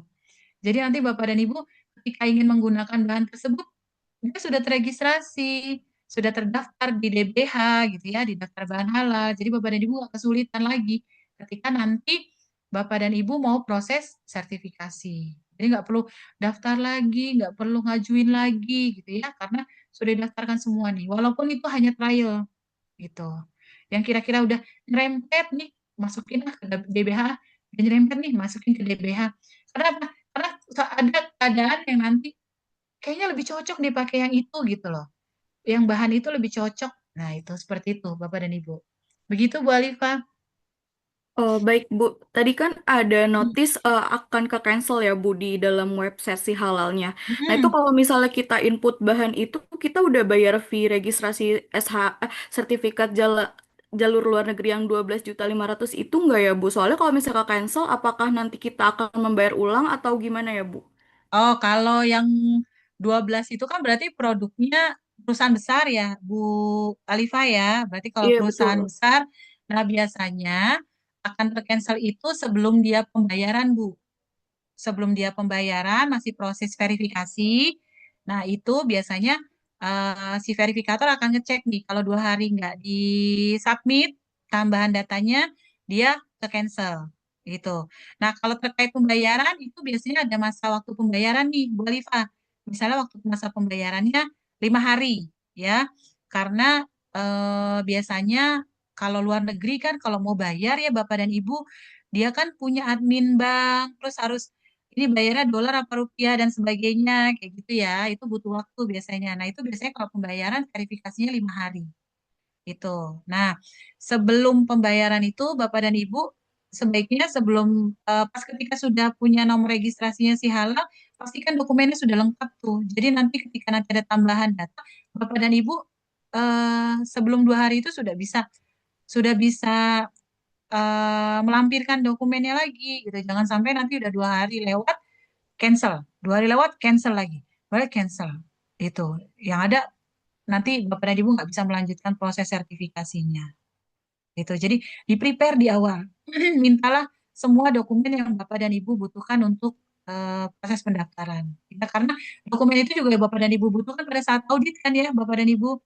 Terus pastikan kan tidak semua bahan itu disebut non halal ya Bapak dan Ibu, karena ada produk yang memang sudah disertifikasi sama produk yang belum tersertifikasi tapi sebenarnya bahannya halal. Itu cuma belum disertifikasi aja gitu ya. Nah, itu nanti ketika mau audit dipisahkan Bapak dan Ibu.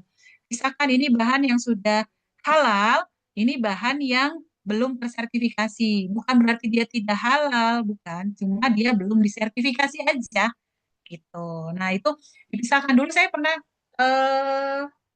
ngaudit di luar negeri tuh Bapak dan Ibu fragrance itu. Jadi dia satu rak ini dia tulis nih halal, pas gitu. Jadi di sini tuh semua bahan-bahannya itu halal, ya. Itu. Terus dia ada rak lagi belum tersertifikasi. Oh, ini bahan-bahan yang belum tersertifikasi. Terus bahan kan bisa perusahaan itu manufacturer kan nggak semuanya mereka produk itu terdaftar ya Bapak dan Ibu. Ada produk yang tidak didaftarkan sertifikasi karena memang produknya untuk kebutuhan ekspor yang tidak butuh halal misalnya gitu ya. Nah, itu biasanya dipisahkan raknya.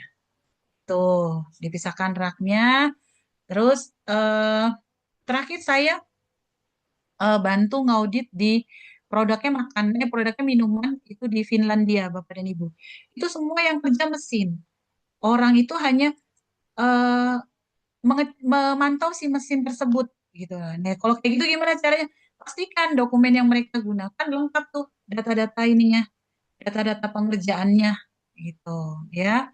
Jangan sampai ada bahan-bahan yang ternyata belum tersertifikasi tapi disatukan gitu ya. Nah, seperti itu. Karena manufacturer biasanya saya pernah dulu suplemen dia pas audit itu ada bahan yang tersertifikasi dan belum tersertifikasi. Nah, pastikan lagi juga pencuciannya, tempat pencuciannya terpisah atau tidak gitu loh ya. Nah, itu kalau dedicated kan berarti semuanya harus halal ya Bapak dan Ibu. Jadi sampai ada ruang sendiri namanya itu dedicated. Saking dedicatednya ya Bapak dan Ibu, itu sampai mesin yang mereka gunakan sampai skop-skopnya itu ya, waktu itu Filipin, itu di DCP mereka pakainya, itu tuh sampai diembos di mesinnya. Diembos di mesinnya halal. Diembos di skupnya, skup buat nyerok si suplemennya itu ya, Bapak dan Ibu, itu ada tulisan halalnya. Gitu loh. Mereka sededicated itu ya, jadi bener-bener ruangan yang itu dedicated semua gitu, sampai mesin alat yang digunakan itu semua ada halalnya. Udah jam 12, Bu, sore. Iya, oke, baik. Bapak dan Ibu sudah 12.03.